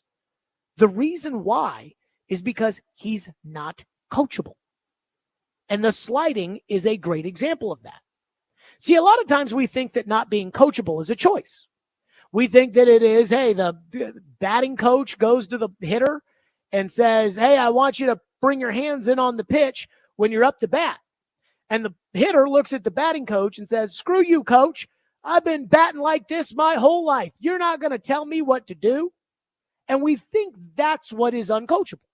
It is a choice not to listen to the coaches. Will Levis wants to be coachable. In fact, I think Brian Callahan, before yesterday, thought Will Levis was coachable. Now I think after the talks that they've had to have after that first preseason game when he took that shot in the back from a backup linebacker in San Francisco and he said, you're going to have to protect yourself. I think he thought Will would got the message, yes, sir, coach, and then would go out there and do it. But he won't do it. And he won't do it because he can't. Because again, when he gets out there and the bullets start flying in real time, his brain clicks off. And that's never going to change. And again, Tom Brady can win games with a great defense and beat Kurt Warner in a Super Bowl throwing for 150 yards as a first-year starter, a second-year player, because Tom Brady's smart. Because when the going gets tough, when the game gets close at the end, Brady doesn't panic. Brady didn't panic in the Tuck Rule game, did he? Oh, it's snowing and we're down and what am I going to do? And then the refs and then what do we... He doesn't panic. Levis, when he's out there, his brain does not operate functionally on the football field, and that's a problem. And so he's never going to take to the coaching. And because of that, he's never going to make it. And you can see bad right away. So that's where I stand on the whole day. Jared said be patient. And now I can't be patient. One texter says, how bad was Peyton Manning in the 10th game of his career? Again, I don't care about the number of starts. Because we can go like year 8 with Aaron Rodgers or whatever it was before we get to that. Second year, first start, entire offseason. So Manning's got that taste of the league in his mouth. Manning won 3 games as a rookie. Levis won 3 games as a rookie. So maybe Levis should be ahead of Manning. I don't think so, but again. Manning won his game, was 21 of 33, 284, 2 touchdowns, and an 85.9 quarterback rating compared to Levis's 52.5. You ever see Peyton Manning throw a shovel pass outside the numbers up by 1 in the fourth quarter for a pick 6? No, you have not. And you're never going to see that. Again, Terry Bradshaw didn't lose his mind on Will Levis because he's picking a bone. He's losing because he lost his mind because it was so stupid. And you don't see Peyton Manning do that. 615-737-1025. We will wrap up with some of your phones. 615-737-1025. Plus, the one thing if you're a Titan fan and you still want hope for this season and you want the thing you got to pray for. You got to pray for it tonight. We'll get to that coming up. FanDuel Sportsbook is my official sportsbook app. What a great NFL weekend that was. I mean, that's what it says in the copy. I'm a Titan fan, so I'm not sure I feel that way, but okay. And you have another chance to start the season with a big return on FanDuel, America's #1 sportsbook and my official sportsbook app. You'll get started with $200 in bonus bets guaranteed when you place your first $5 bet on tonight's game. They have many same-game parlays for tonight's Monday Night Football game. Jets at 49ers, Breece Hall, Christian McCaffrey, Aaron Rodgers, Brock Purdy, whatever. Go to FanDuel.com/JGM to make every moment more this season. That's FanDuel.com/JGM. FanDuel, an official sportsbook partner of the NFL. 21 and over in Pleasant, Tennessee. First online real money wager only. $5 first deposit required. Bonus issue, non-withdrawable bonus bet, which expires 7 days after receipt. Restrictions apply. See terms at sportsbook.fanduel.com. Gambling problem? Call the Tennessee Red Line at 1-800-889-9789.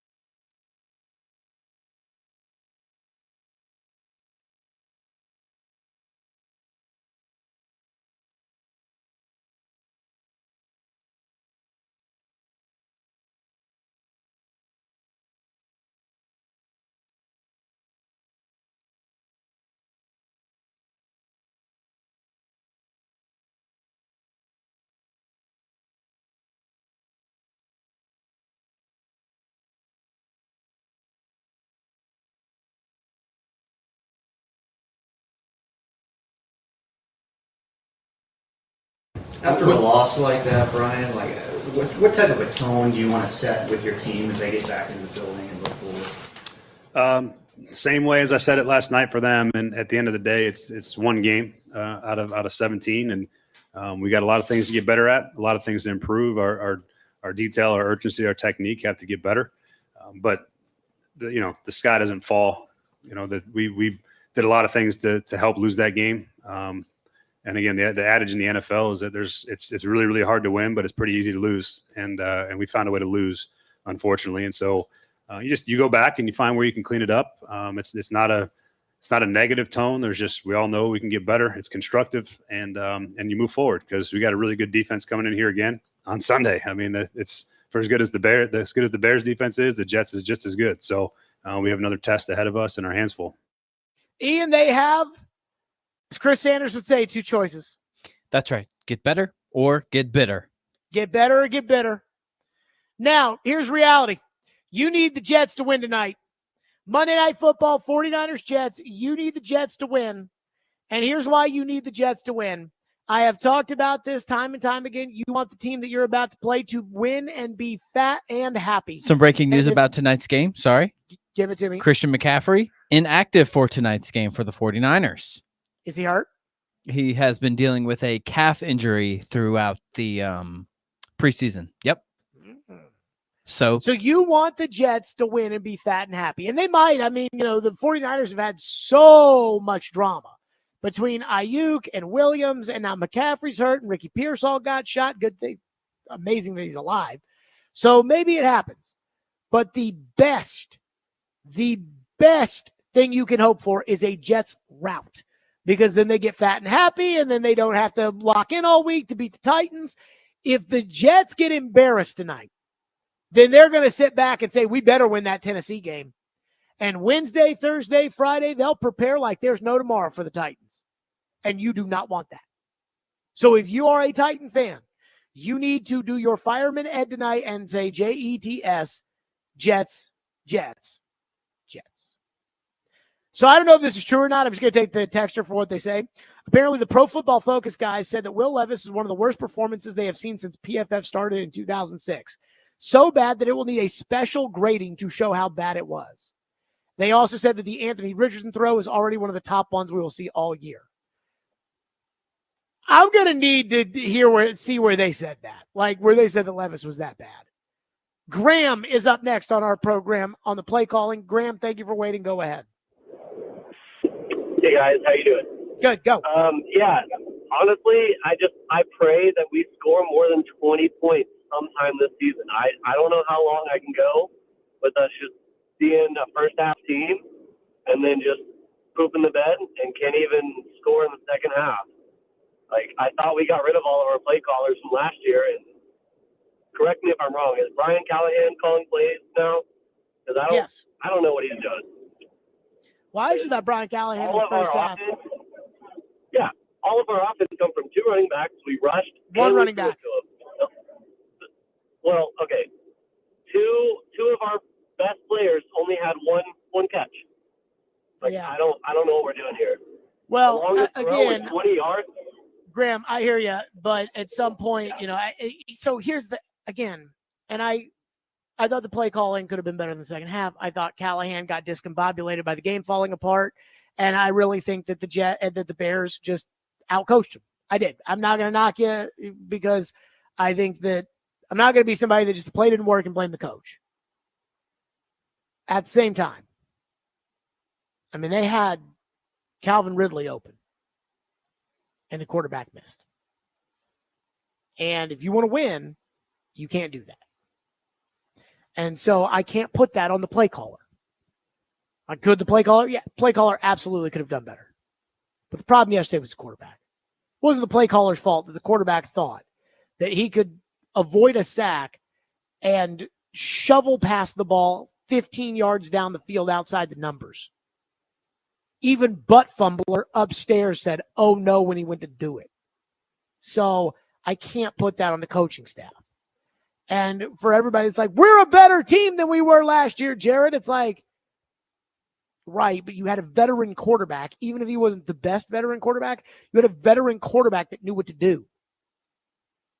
Not a now he didn't slide either, but not Will Levis, who's as soon as the game gets tough, his brain clicks off and he starts doing crazy stuff. That's it for us. What a lively Titans Monday it was. Woo! Enjoy Monday Night Football tonight. The Commodore Hour. They're 2-0, baby. The Commodore Hour is next.